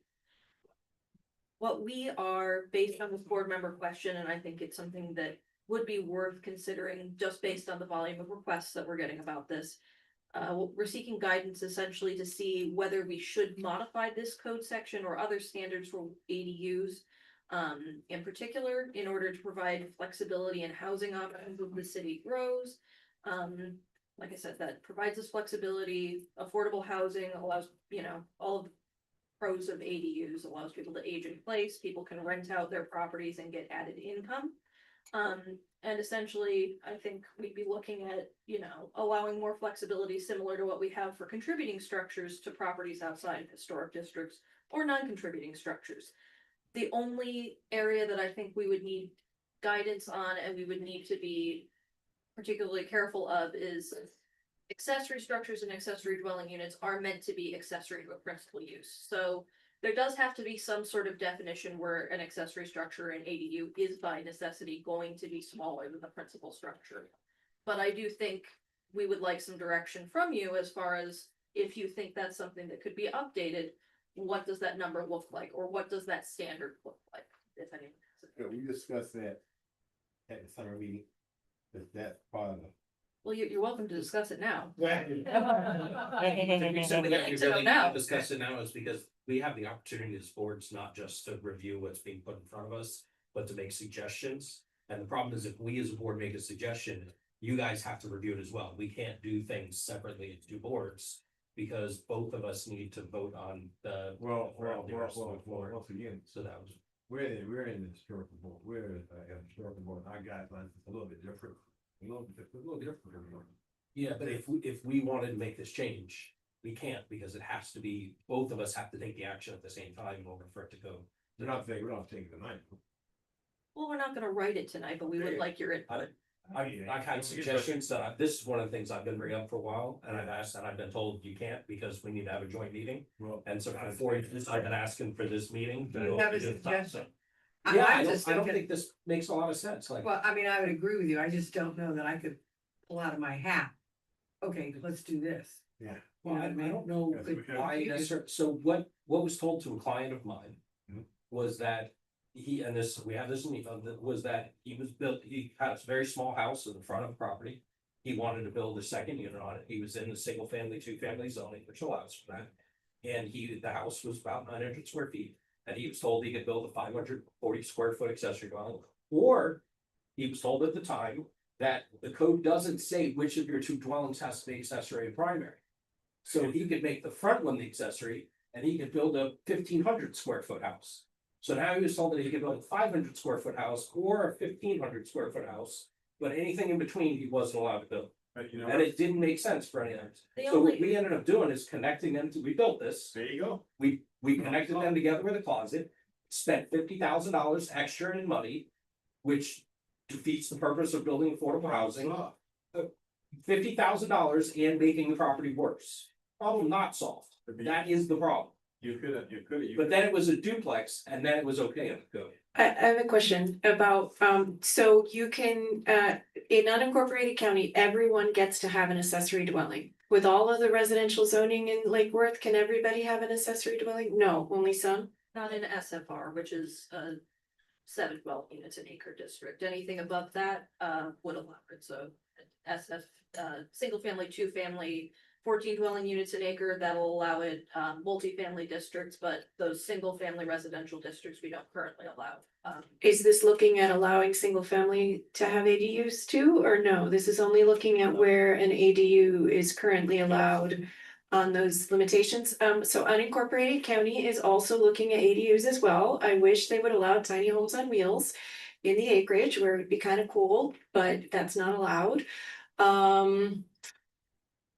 These percentages and size limits are a challenge for every local government that's looking at ADUs. I think those percentages are kind of weird and you should look at changing them as long as the principal structure is a principal structure. But as far as your situation, so an unincorporated county, a house can't have 2 kitchens. So even though you can have an ADU, you don't, everybody can have an ADU, but if you connect them, you can't have 2 kitchens and you can't allow it. So that's a little weirdness for unincorporated. Here But we allow you- duplexes though. So you can have a duplex with 2 completely separate single family homes allowed. In on a that zoning single district. Family, 2-family. That seems to me weird and that seems to be like an area that should be looked at for changing those rules. We had a rule. But it just, a stove instead of a kitchen. No, I don't mean about the kitchen part. I mean about the part that was just explained with having to attach it and spend more money when it's a duplex zoning anyway, and I don't know, that all seems. ADUs are an incredible resource for lots of places. I wish I had one, but I have SFR, so I guess I won't get one. But I you know, it's just a lot of people like them. However, is there a current? Okay, so if this is in duplex zoning, then the homeowner doesn't have to reside on the property? Because I know that was an issue, that's an issue in unincorporated county, that the property owner has to reside in one of the 2 units, I think in the principal structure. Because there is a fear about rentals, but then again, if we're talking about duplex property only, then rental's not an issue. Yeah, as long as you've got the density for it, you. Can discuss, we had a play that with breezeway. We got a problem about a month ago. And breezeway was considered It went to 10, you can consider 3 units, like, net. Yes, if So something has, you could don't read. It's gotta be the same foundation, the same roof. So you are, that's a requirement, same foundation, same roof, so you got tie-in foundations, you got tie-in. So yeah, breezeway can be done, but you're cutting into the existing building in order to attach the roofs together by flashing. It's additional cost for no reason. That's the issue, it's cost for no reason, so you can improve it. We're here. It would be a major change in the LDR, but you could just say a duplex can be attached. It's not a duplex, but Yeah, and I'm not sure if sometimes things come down to weird interpretations of it. So this says principal structure, if you're in a single family, 2-family, why can't you have 2 principal structures? Alright, because but if it's if it's duplex zoning, yeah, why couldn't it be duplex detached? That's a simple fix. Yeah, but if you're in the historic district, don't we have a primary structure in the historic district as the historic structure? Is that what we're? I mean, really, even across the city, generally the intent is for there to be a principal structure, which is the principal use. In most cases, say, if you're in SFTF, that's going to be a single family structure, and then an accessory dwelling unit, which needs to be accessory or more or less subservient to that principal use, and by virtue of that is smaller. So I do still think by definition in our code, because an accessory dwelling unit is considered an accessory use to a principal use, it does need to be a smaller use area than a principal structure. Does that make sense? That makes sense, but okay, so in unincorporated county, in our duplex style zoning, where we call it multifamily, we don't have duplex zoning. We could allow 2 independent structures on a single lot that are the same size. We actually in unincorporated don't allow multifamily structures to have an accessory dwelling unit because an accessory dwelling unit isn't density. So for example, you can have a triplex on a piece of property, they can't have an accessory dwelling unit. Are the accessory dwelling units in Lake Worth, are they considered density or are they exempt from density? No, they're considered density, they're considered an additional unit. So if you have a single family residence and a ADU, you're considered to have 2 separate units. An ADU will by its nature have a full cooking facility, be rentable, be treated essentially for purposes as density as a second unit. Okay, for unincorporated county, it has a kitchen and it's fully independent, but it's not a dwelling unit for the purposes of counting density. I love that idea of certain zoning districts allowing detached multifamily. If the zoning district, if it's using density anyway, why would you shrink the size? The reason that in unincorporated that we shrink the ADUs, it's because it doesn't count as density. It's an accessory, it's your shed with a person in it, or up to 1,000 square feet. But if it's density, why would you ever limit the size of density? If a unit's a unit, whether it's a 1,000 square foot house or it's a 30,000 square foot McMansion with 18 bathrooms or something. If the dwelling unit's there, I like the detached duplex. I think the idea is that use question. I can think of multiple historically contributing properties, and I could go around the city, take a list that have 2 different identical structures on the front and the back that are more or less. And they're historically contributing structures. Yeah, And I think our code is deviated away from it. It doesn't really make sense to do so. So that's something that I brought up before. I know we're not gonna solve this tonight, but I think that you do kind of have, it sounds like kind of overwhelming. Everybody would like this to be considered. And so I know staff has to think through all the details and all that stuff, but I would support. And I think we do too. It's just what it looks like. And I hate to sort of imply that we need even more regulations saying that if you're gonna do this, then they have to kind of be twin buildings. We can't. But how are you gonna regulate get away something from doing something like, you gotta have some sort of regulation. Size regulation, really, Yeah. but we can't tell someone that it has to look like the main structure or something like that. That's. Or be visually similar or visually compatible or something. Unincorporated county does, your accessory structure has to be architecturally compatible with the principal structure. And we already have that, or it's either architecturally compatible or I think compatible with neighboring stuff. Well, what percentage would you have in mind? Would you go 70%, 80%? I don't think this needs to be in the code. If it's a duplex and it's a density, I think 100% or even bigger, because if you have two, a unit's a unit, an accessory structure. An accessory dwelling is typically not density. You I would don't have know an what the ADU road that's costs. larger than the primary What you feel about structure. this? Everybody feel about this here? Fine. Parking has to be met, that parking. I've been awake for a long time, got more calls than freaking anything. What happened is, you just can't overbuild a lot, don't have little park. Well, parking would be required whether it's an accessory dwelling or a regular dwelling, but I just don't see how a duplex, if detached duplex is any different than an attached duplex if the density is there to allow two dwelling units. I'm not getting why would a secondary structure in a multifamily, let's say you have an apartment complex. There could be 10 different buildings, none of them are accessory. Each of the 10 buildings has 10 dwelling units. They're all principal structures. I'm not seeing why a multifamily lot has an accessory structure that's just a clone of the other structure, because you don't have an apartment complex, you don't have one apartment building and then all of the other 9 are called accessory apartment buildings. They're just multiple buildings, they're multiple multifamily buildings. And I think it Very gets. possible that could be the clarification, just because there are properties that have two units by right. And then I think the code has recently been changed where if you have any property, even if you're only allowed one by right, you're still allowed to do an ADU. No, so you can't, if you only have one by right, if it's in a single family residential district, If it's in single family, two family, and you have Yes, if one it's in unit by single, right, yeah. you can build an ADU Yes. if you adhere to the affordability requirements of Yes. the program. So in that case, it would make sense to have something like this. That would be an ADU.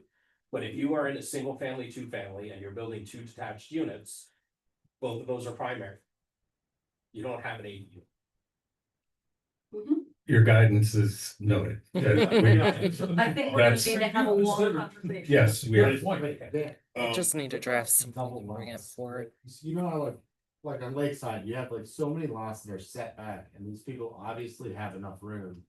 Yes, there's one. Well, thing Lakeside you has can't own 100 homes, foot setback. but back when this was agricultural, they staggered the homes to allow wind flow, if I'm not mistaken, but now you have like right next to my home, there's a gigantic lot that just sits with this tiny little home. And I don't think they can do anything on the rest of the property. They can, and this has come up before, that's not something I wanna get into tonight, but. But there that's has been- outside of what we're talking about right Yeah, now. right now, it's only allowed in single family, two family, there was a lot of opposition from the community. When that looked to be expanded into just the single family. Yeah. And that is, so what you're talking about is primarily single family, they were not, they did not want to see ADUs being built in their neighborhood. They came out in force when that came about. Can I say, I think there has to be a rule, and I'm in favor of there being a rule, this example, a 900 square foot house, they can only build a 540 square foot ADU. They want to build a 600, and then they come to us and ask for a variance, so we're here, part of our job is to grant variances. Well, that wouldn't be a variance, that would have to be a waiver, Or but they a want to do waiver. that as a. Outside of a historic district, in a historic district, easier to do. Outside of a historic district or a non-contributing structure, it would have to provide affordable housing, which then ties you into the affordable workforce housing program. That has very specific income limits and essentially requirements for the amount of time that it's required to be income restricted and what you can and can't charge for it.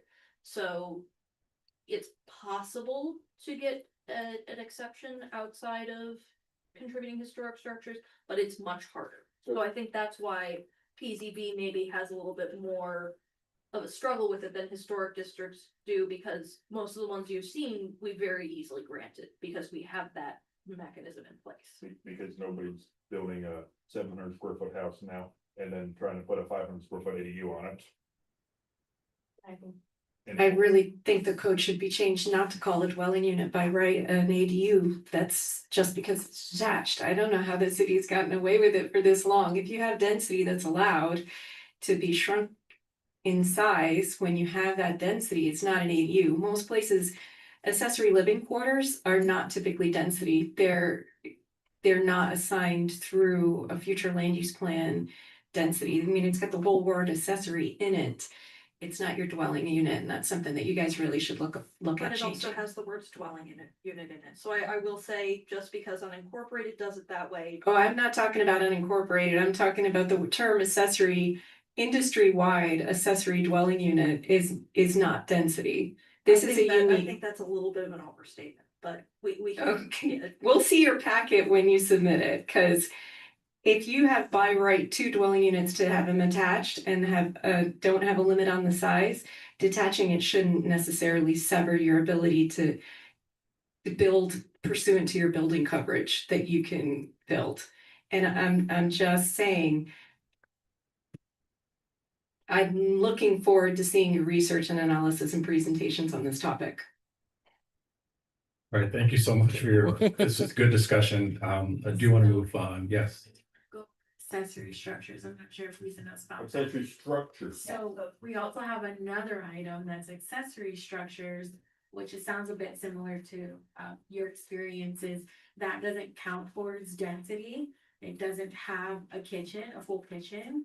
And it's allowed even in single family, and it could be like a living quarters. It could be but for the same occupant of the principal structure. Yeah, we have that unincorporated too. That's called a guest house. It's not, it's not allowed to have a kitchen. It's kind of like man cave kind of thing. It is a habitable Right. thing. We have those as well, and those are capped on some kind of square footage. I can't remember. She sheds.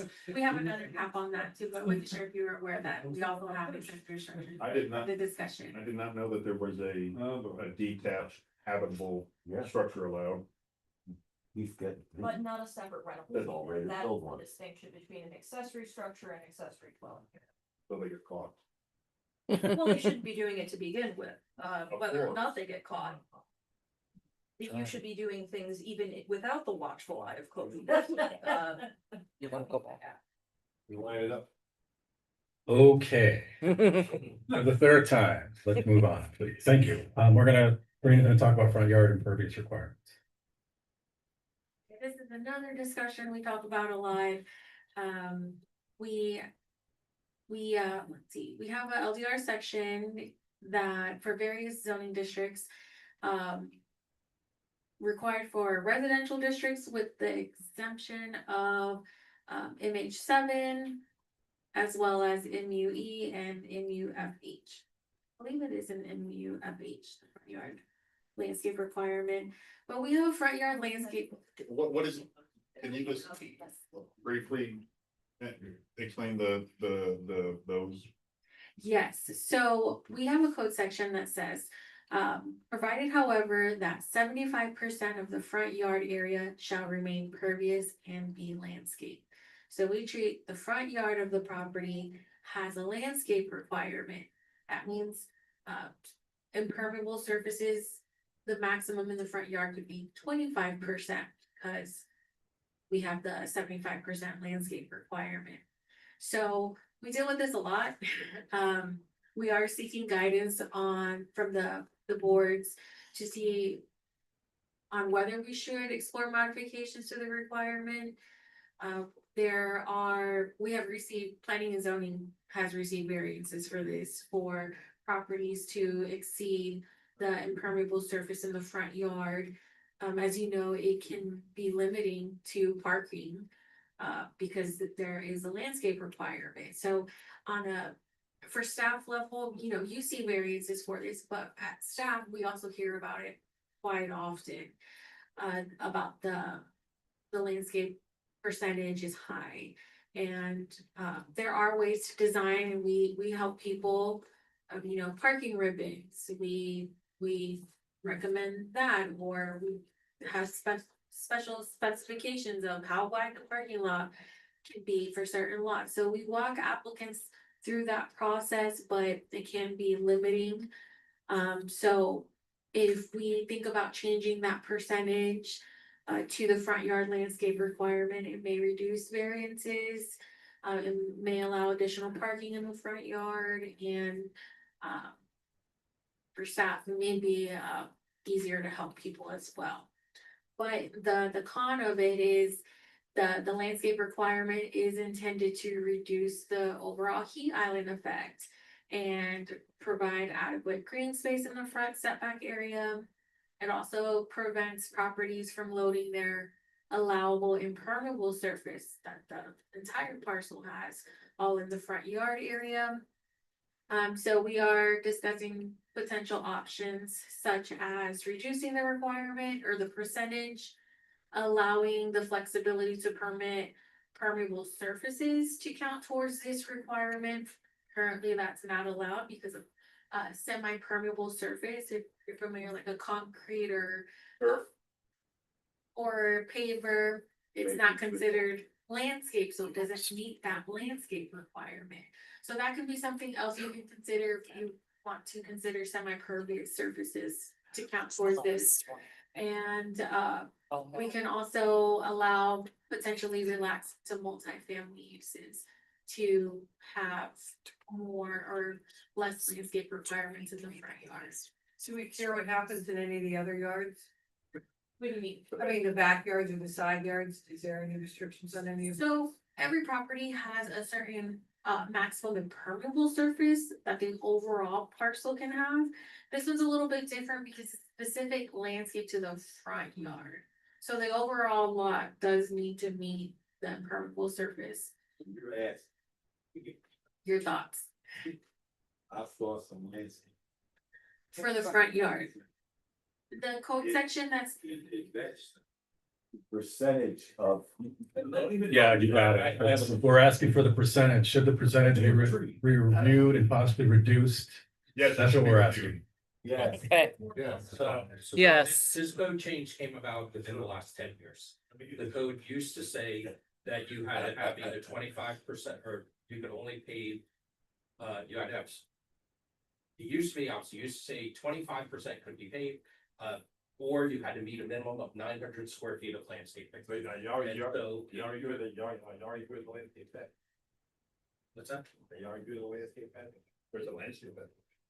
When something comes to planning and zoning, yes, the site plan includes something. So what you used to do, and what you see throughout the cities, is in terms of heat island, and we get a lot of things confused, you have all these different parameters. Heat island and impervious are two different things, and but regardless, the pervious versus impervious doesn't mean anything to me on front.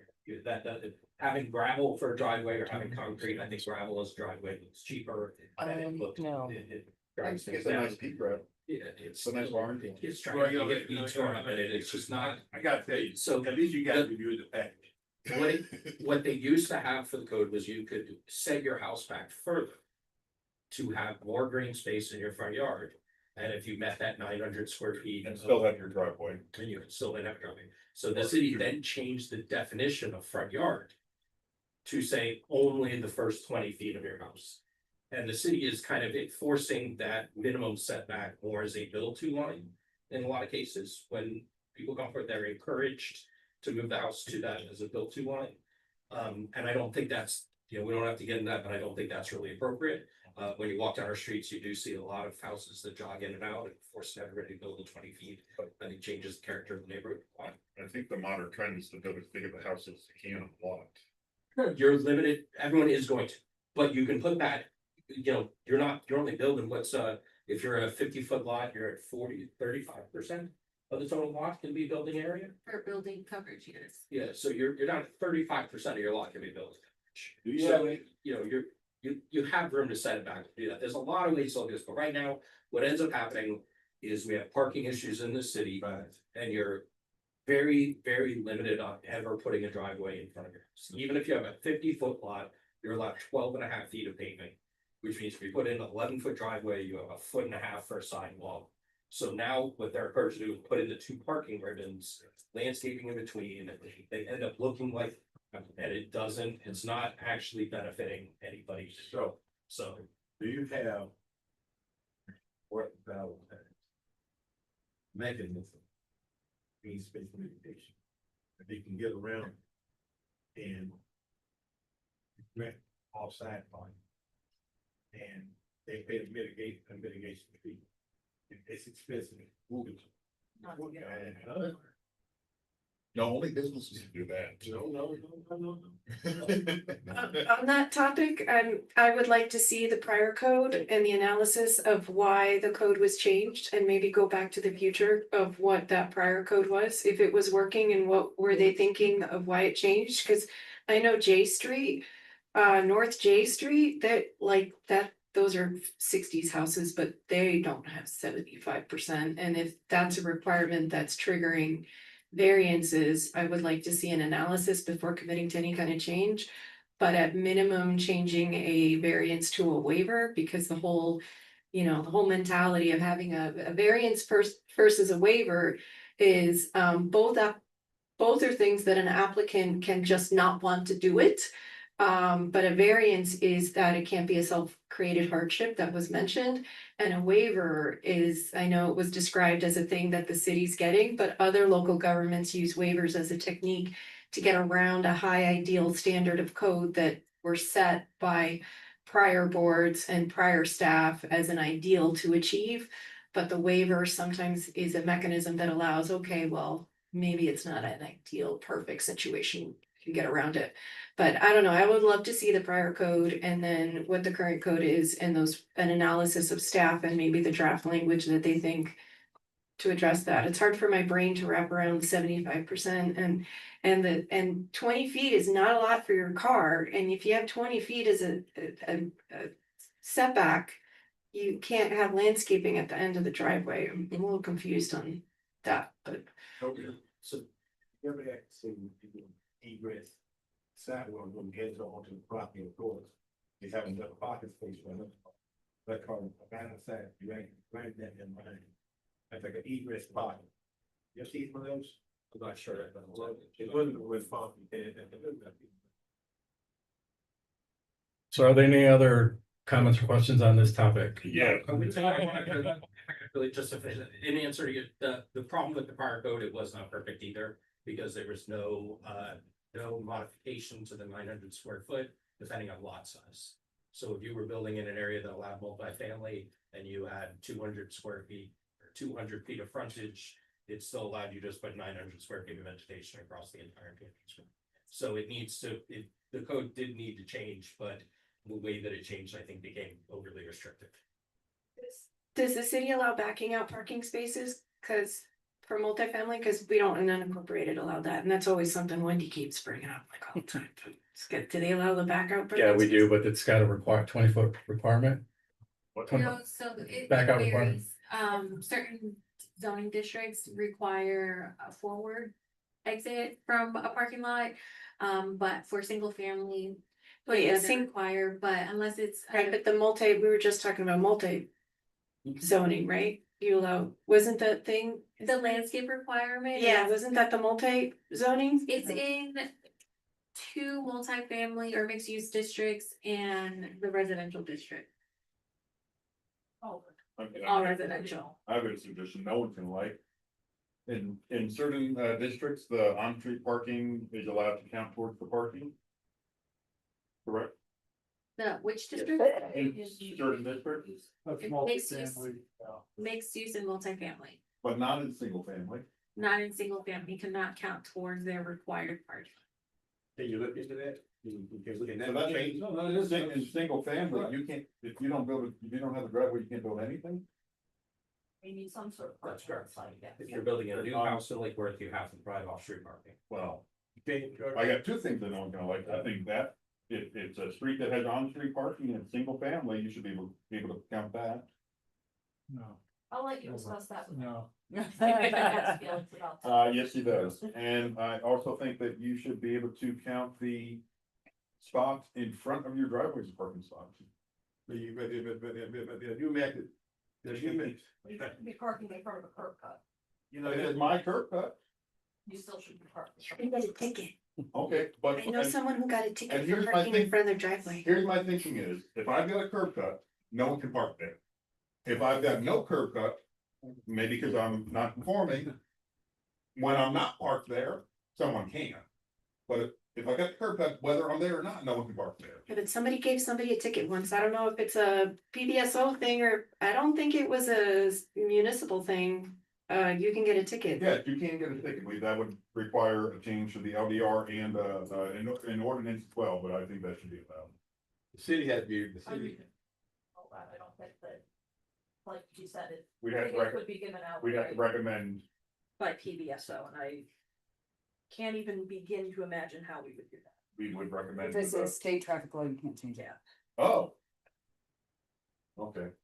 I don't know if it is, but if it is, you can't. But this gets us to our next discussion, if Yeah, everyone you- has moved on to tandem park. hold on, there are new avenues out now, a new, mechanism out for parking. And what's happening is, city has to open their mind, and the building has to open their mind, what can be done? You got this egress parking there, where they cut into the curb. But if, after you got an F curb, you put an F curb, you just move it slide more to the property, will give you your own parking space, and then you're not even touching the asphalt. I mean, people are doing that now in a lot of municipalities, so because they don't have a front yard to park. So you have to look at these things, and they're out there, but you know, we're not gonna solve this tonight, so we gotta move on. Any other quick questions? Did we cover the tandem park? We are gonna cover it right now. Okay, I was gonna say, did I miss this? Thank you. Yep. No. A lot more discussion on the other one. So one of the questions I believe that was mentioned or commented was tandem parking. And right now, we don't have any regulations related to that. Where we've used that has been with bigger multifamily developments where tandem parking has been allowed, and it's been conditioned to that those two parking spaces, the tandem parking spaces, would be for a specific unit. So that's where we've utilized that. So we are asking for some direction on So tandem parking is in front of or next to? the ones that we've seen are just space, right? You know, they're One behind the other. one behind the other. One is blocking the other car. Yes. Boat trailer spot. Okay, we put a motorcycle there? There's What, a bike rack? usually bike racks and motorcycle spaces But out only that has two alternates. Only two motorcycles. Well, it depends on what you, well, percentage wise, maybe. Yes, it should be one unit, because if I've got a duplex and I have to go ask my neighbor to go for his car so I can go to work, that doesn't work. I want to ask her, why is this being brought up? What gives some instances? I brought it. So I put this on the list. I put this on the list, but I wanted Oh, to. so They're all of us, I think, said stuff, so these were on my issues here. So Okay. this one came up, there was a property that we approved. That is in the downtown area. And they had some tandem parking spaces. And the tandem parking spaces were going to be assigned to a specific unit, but it was not kind of geographically clear that it wasn't like you're pulling into a driveway and you park in the driveway and you have a space outside of the driveway. So there's nothing that would stop that person who is assigned to have tandem spots from taking up other spots as well. They could have parked anywhere else because those other spots weren't reserved. It was only the tandem spots that were kind of reserved. And that felt weird to me, because why would you block in somebody else if there's an open parking space? Oh, so that's not what I was thinking. Parking can be an issue, yeah. If That's you're, like 2 by 2. well, no, it was an entire area that was single parking spaces, but then they had a spot that was deep enough. So they put 2 in there. And essentially they were trying to fit a lot of things into a small piece of property. And it was one of those things where we looked at it and said, boy, is this really allowed? This doesn't make, but it is allowed under our code to have them. And they said they would assign it to a unit, but it's still. It wasn't like every spot was assigned, it was just that one was gonna be assigned to a unit. And so my thought was that we should really only do that if it's like townhouse or duplex and you're parking in front of the units. But if you're going upstairs, going into a unit, assigning tandem parking spaces in a lot doesn't seem to be an effective, you're not really. Well, what if you're in a garage? You got a large building and you have a parking garage. I think that'd be even worse than a tandem. No, I agree. Garage. I'm not saying it'll be better or worse, Yeah. situation. I just think, like, In Los Angeles and like Beverly Hills and Santa Monica, we only have tandem parking if and when in use, there was an operational valet. Essentially, so you had to have someone in control of moving the cars. It's the only way you could have it. or if they were In residential, I think Or like a conveyor belt. was different, but you had to be like to the apartment unit. And it had to be for like 2 separate roommates or something like that. I can't exactly remember how it operated residential. I've seen it done. Everything is reserved, that would change it for, like, if you, It's a sign. if everything is assigned. That's But right. if, but if you have 100 parking spaces for your apartment complex, and you have 4 tandem spots and you're assigning. No, those no, to 4 you do units. that. No, The that's signing it's a tandem sign also of two a doesn't unit. work outside of like a single apartment with like a couple roommates or something. That's what it's. And the parking has to be assigned. Whatever it is. You I- have to, it's a mess. I've seen it done with a valet That's right. agreement, valet requirement. I've also seen it done with a condition that they only be assigned to a specific unit, those 2 spaces. And then it was only a percentage of the spaces that were permitted to be tandem, so that there was plenty of available single stacked spaces. Yeah, unincorporated county just allowed tandem parking, but only for unit assigned and not for 100%. But I can't remember what we did, but it was very difficult to come to a tandem parking thing, so we put as much restrictions in as possible. You know, it does save a lot of space, but those 2 people have to live together. I mean, they have to move each other's cars and stuff, you know? Keys on the rack. You're valet. So Yeah. you're either giving a resident the valet Very, their own stuff, or you have a gigantic. when your wife's car has no gas, she parks. I think one thing that you mentioned just a second ago, kind of passing. If you have assigned parking for every unit, then this would work. But if you have signed only for tandem and not for others, then I think you're gonna end up with that. You know, unless you have a valet. Yeah, even in that circumstance, I'll tell you as a board, I don't wanna be improving a lot of projects that come in, and the only way they could fit 300 people on their property is by assigning a whole bunch of tandem, because that's just, No. you gotta find a better way to figure out how to park. If you gotta build a taller garage, you gotta figure out. And To me, tandem, there are instances where tandem works, I think it works in duplexes, townhouses, where you have a parking space in the garage, and you have a parking space in the driveway, Yeah. that works. That's about the only place where I think. We're addressing them now. Why we approve the building? Good question. And can we drop valet? That I just don't see that happening in the city. We did it in unincorporated with independent living, which had it was independent and assisted living, and some people, you know, they moved in, they had 2 cars, and then they went down to 1 car. So, you know, and it had to be assigned. But that was an instance where people move in and they're like, yeah, we need 2 cars, and then no. Next. Granny, you wanna cover this one? Great, Josh. The But staff you guys understand have the our direction that we all. No tandem parking. tandem parking has to be assigned. Yeah, I was gonna say, I'm hearing tandem parking is maybe okay for single family, 2-family townhouse.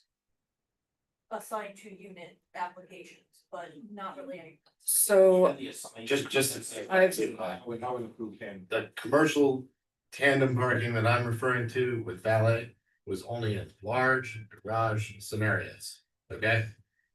I've done it strictly valet ride share only. On a commercial property in Oakland Park. They are strictly valet and ride share. You are unable to park your own car. It's a condition for approval.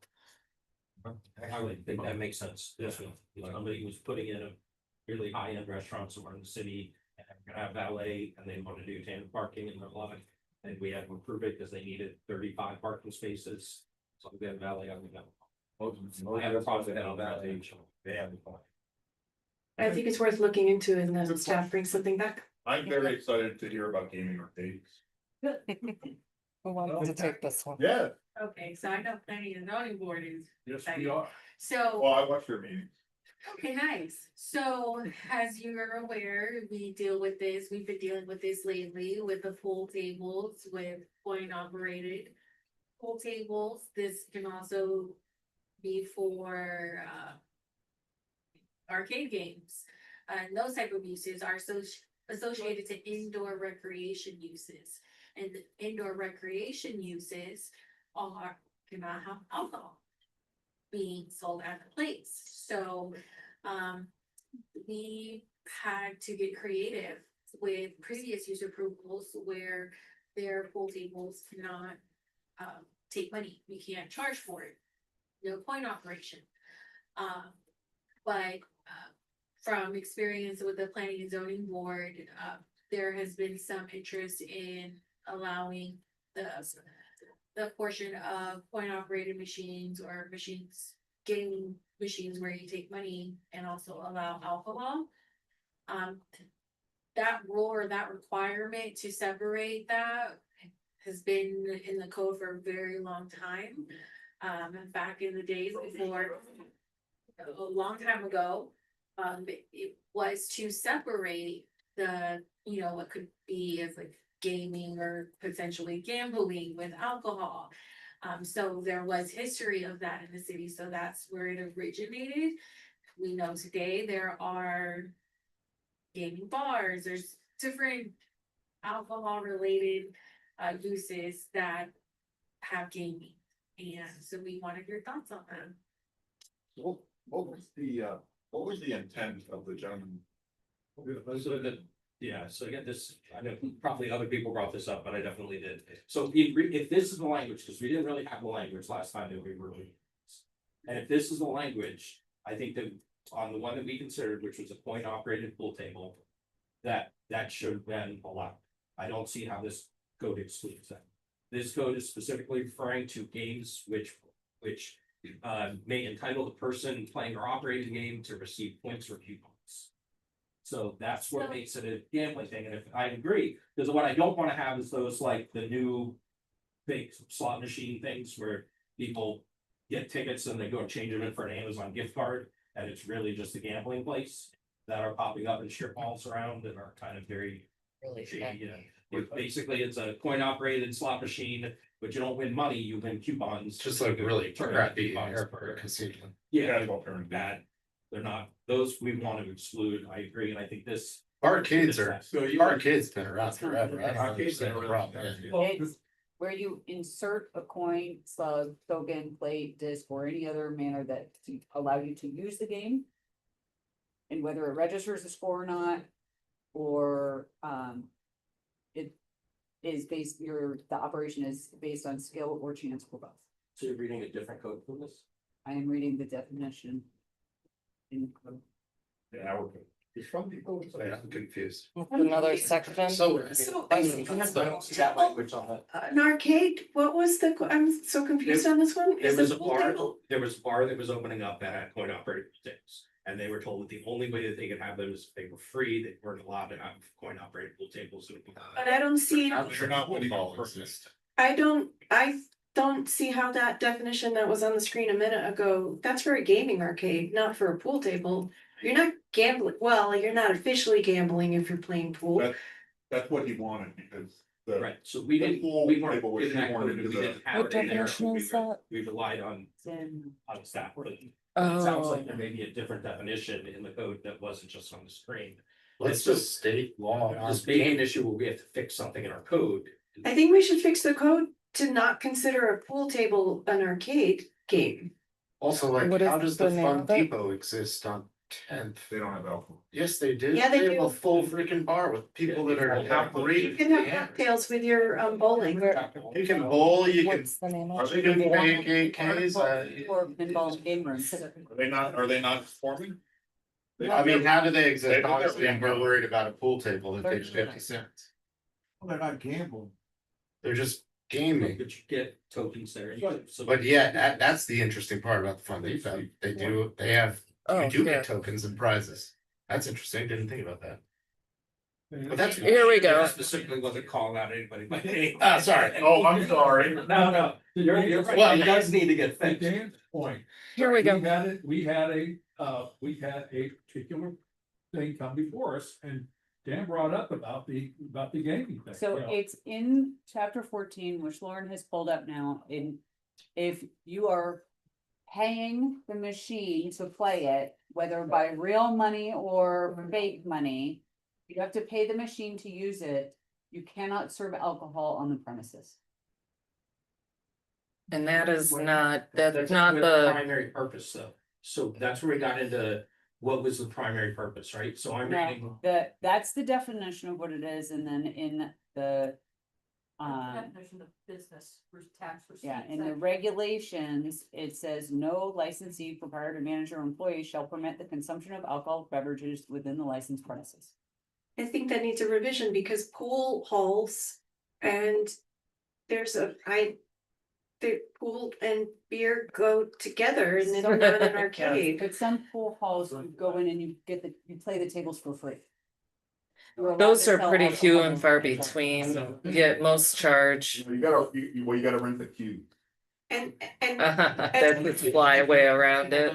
that 75 cent on the other definition, Free. having a dollar amount in a code is kind of weird because 75 cents when that was adopted into the code is probably not 75 cents now. So I don't know if we have the authority to modify chapter 14. What is I need to understand what you're reading in chapter four, because I don't, I'm trying to read up there and I can't really. So. That's what's Yeah, I've got a question for PCB, No, the gentleman that. The planning and zoning board and HRPB, their purview is the land development regulation, not chapter 14. Yeah, that's. Is he gonna offer prizes or is that just gonna come Okay. in and buy the game? Use. My argument is it's not the primary use, therefore it's not a pinball or game room, and therefore it's allowed. Let's I talk think about, what was weird, and that came up in our conversations, is they said, well, if you charge for it, therefore it's a primary use. I brought up the idea of soda machines and vending machines, that doesn't make your business a primary food retailer. If you have a snack machine at your office, you don't have to have a food. Does the code have a definition of accessory uses? Because in non-incorporated, I think it's no more than 30% of sales, which you'd never get 75 cent pool to exceed 30% of your sales. There's accessory pool table is not a principal use for a gaming arcade. That should be. So one, I think the code needs. I can't read it. Can someone say those words? Here, I'll read it. let's take, I'm gonna take this a step further. I think we all agree on the situation with the. pool. I don't know if we have to change anything. As I'm reading the code, I believe that it's an interpretation. And that if it's not a primary use, that it's allowed. Now, we still have an issue under the code where it, for Fun Depot, probably is a primary use. They do about that. That's People come to Lake Worth for that. It's, people have birthday Well, parties and stuff. the other thing is we have a- We're gonna have to have a whole thing of it's non-conforming. We've had discussion about, they have that pinball museum in downtown Delray. Delray, which is a bar and you pay a cover fee you pay for an hour, you can drink and you can play pinball. But do you win? Let me finish, prizes let me or you finish, just play? let me finish. So what they are talking, and no, there's no prizes to win there. So, can we allow that here? Because from what I'm reading here, maybe we cannot. I mean, can we allow that? We cannot, based on previous zoning letters we've written for people, Cannot? and not. Okay. Well, I think accessory pool table though, that's a principal use of the thing, it's a different. I'm on something completely different. I'm on to the arcade museum in Delray. If somebody wanted to open something like that up here in Lake Worth, how can we make something like that happen? Change the Or code. can we? If you're not giving prizes. That's- No, you have. No, we gotta get there first. We Yeah. can't even allow, yeah. So the So what price you- part we'll work on. What you saying is arcade for kids. Are you talking about? Pinball machine. Arcades for adults, And not a kid. I play pinball. everybody, I mean, It's not gaming. Basically, you'd be a coin operated shoe I shop. don't see why you can't have, I can't see why you can't allow it. With all due respect, Greg, I'm not quite sure why we're talking about this. What's that? I'm not sure why we're talking about this. Because it was along the line. Are you planning on opening a pinball museum or do you know anybody that is? Yeah, I know someone. that- we had a proposal recently. There's a discussion of that happening here. Yes. That's why I'm bringing it That up. we had a proposal from somebody recently In the that, historic district? No. No. It's in the planning and zoning district. so- Okay. and that code Again, applies. Very adjacent to that. We're not in this, we're on planning and zoning, so it is a planning and zoning issue that you also would have to enforce if it was in your district. but it is coming up in ours, so it is something that. If it affects the land development regulations, it's going to go in front of the Historic Preservation Resources Board. Historic Resources Preservation Board. I think all this is valid, but back to the original thing that Dan's trying to get out with this, probably the code doesn't need to change, but I do like the addition of. It does make, it's pretty easy language to incorporate, but if a pool table, a pinball machine, a Nintendo, whatever the heck you have sitting in there doesn't exceed 30% of your your income, then why on earth are we, it should under no circumstances be called primary use. I think the issue is that chapter 14 that actually regulates and says anytime that you are accepting money for a gaming purpose, you can't serve alcohol. Yeah, no, I it did doesn't. not see that in the code. What I saw in the code was if you are operating a pinball or arcade, then you can't do that. But in the pinball and arcade, it said it was a primary use. And so first you have to meet the threshold of, is it a primary use, before you reach the code part that you're referencing. You have to think about too, why that language was put in the code. There's a difference between a children's arcade where they're playing Pac-Man, where you don't want alcohol served. And then there's also the arcades nowadays where people gamble a ton in those places and they're, I don't, if it's needed to distinguish that playing a game without gambling and as an accessory pool table, or when I was a kid in Woolworths, we had a pinball machine and I would never have considered that the principal use of Worlds were the gaming arcade because we played pinball there. Something's wrong either in the interpretation or the language, and it should be looked at and cleaned up, because having any type of equipment in your restaurant or something or bar and charging 75 cents or more for the maintenance of the pool table is not the same as using it as a revenue generating thing for gambling. I don't know. Yeah, It should be tweaked. Either There's obviously a multifaceted test case for this, right? So in the end, I don't think there's any malicious intent to have a pool table or a pinball machine in your establishment. That just seems nuts. Well, And by the way, gaming and gambling are two extremely different terms. Okay, there's a Right. But they can be construed, that's why we have. yeah, no, that needs to be clear, but I think Dan's pretty good right on the. So that's our. We got it. so let's move on. We're almost done. Thanks, Dan. We're almost done. Thank you. Okay. Next item is fencing. We're gonna require help. No, so this has come up with the HRPB specifically where in single family and two family residential uses, the fence regulation allows 8-foot tall fencing on the rear of the property when it is adjacent to an alley. So that's specific to the rear property line. The multifamily residential uses does not have this same provision, so if their rear is abutting an alley, the maximum height is 6 feet tall. Where single family, two family uses are allowed to be up to 8 feet tall. I believe HRPB is seeing a project where the side property of a single family, two family residential use abutted an alley.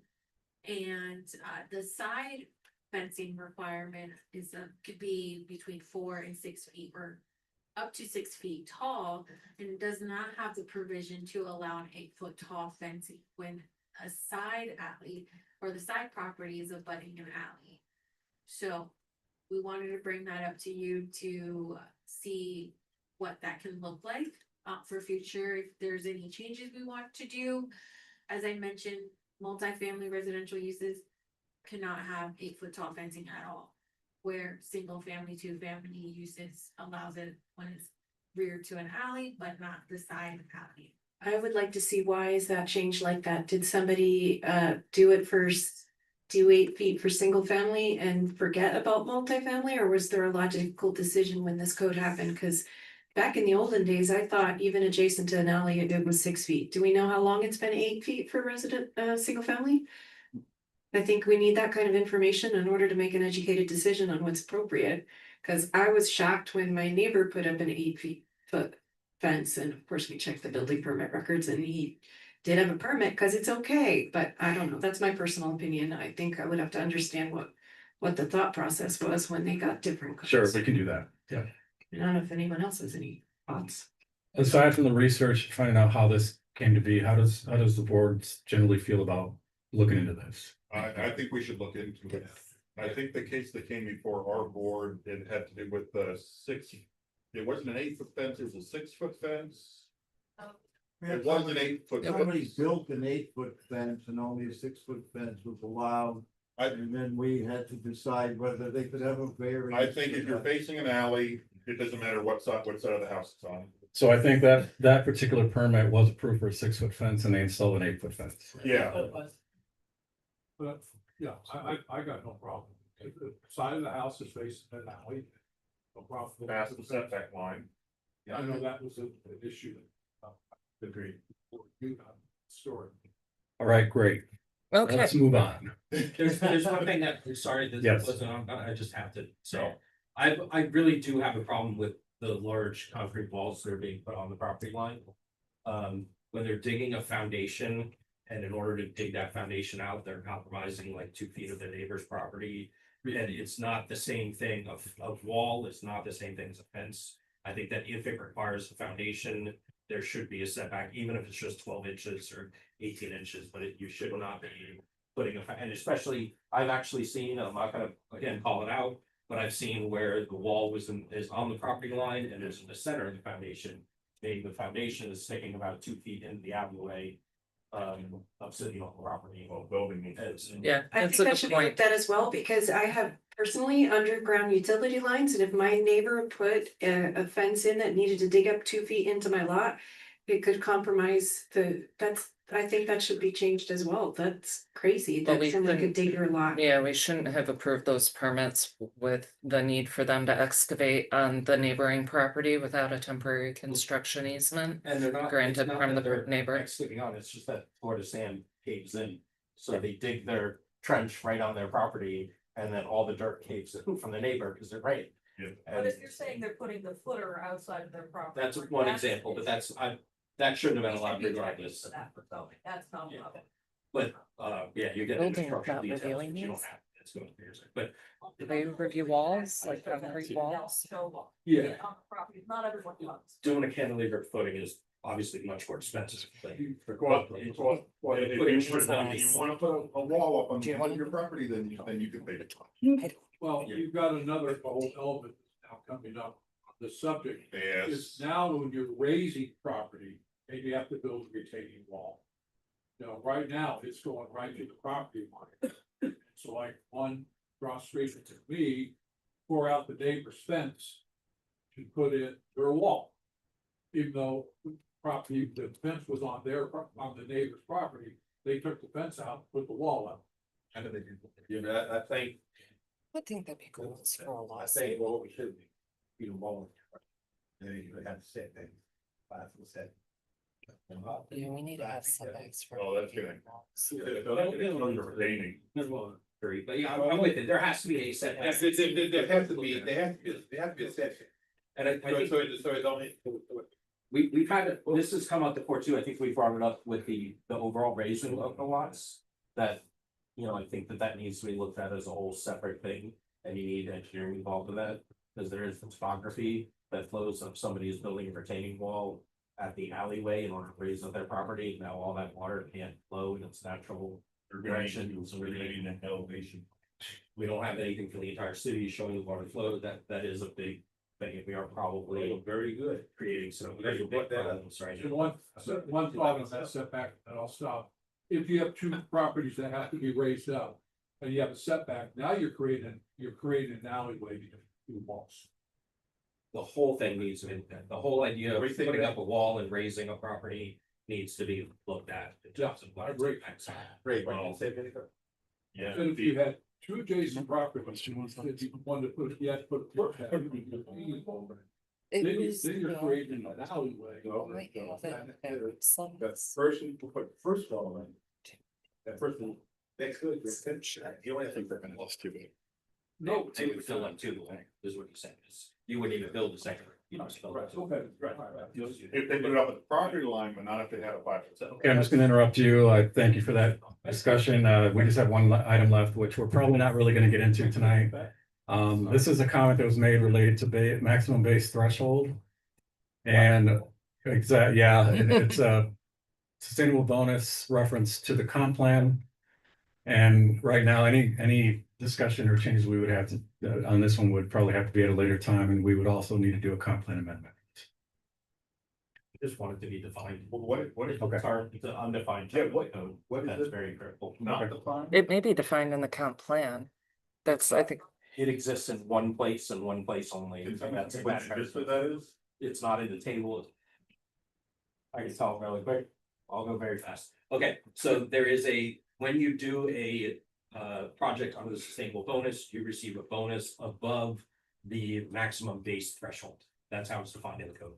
But nowhere does it say what that means. The table that's mentioned talks about the base zoning and it talks about a sustainable bonus. But it doesn't, nowhere is it used that term of maximum base threshold.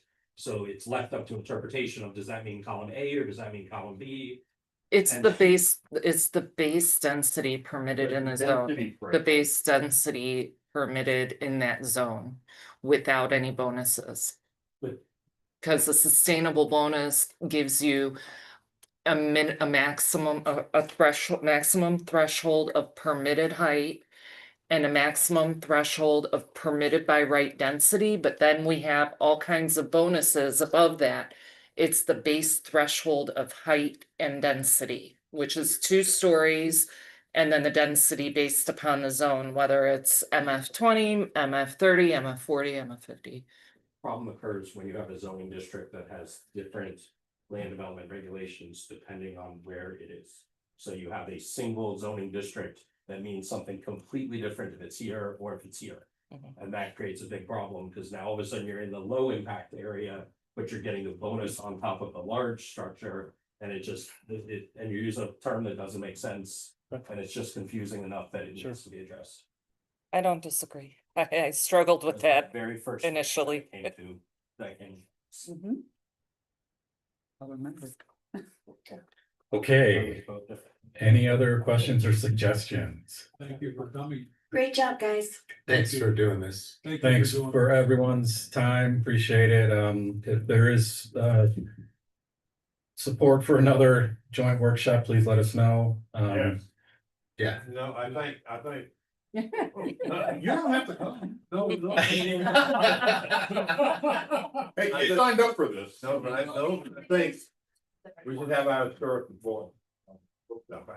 Well, I wanna hear all their stuff. They might not wanna hear about my stuff. I want to hear. I really do think we should all be present Yep. and probably coffee. Okay. Bye. Bye, everything. Thank you very much. Noted. Thank you. You're welcome. Thanks for submitting questions. Yes. Very late, I'm sorry, I did, and it was one of those things, it was like, I just had to do it Monday morning, I was like, I kept waiting, I'm like. They may or may not wanna hear our. Sorry that they were delayed, but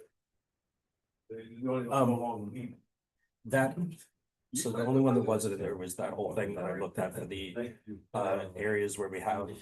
We had it in there. I know. We have it in the back, like if we had more time. In general, that's not even, I know you guys agree. Yeah,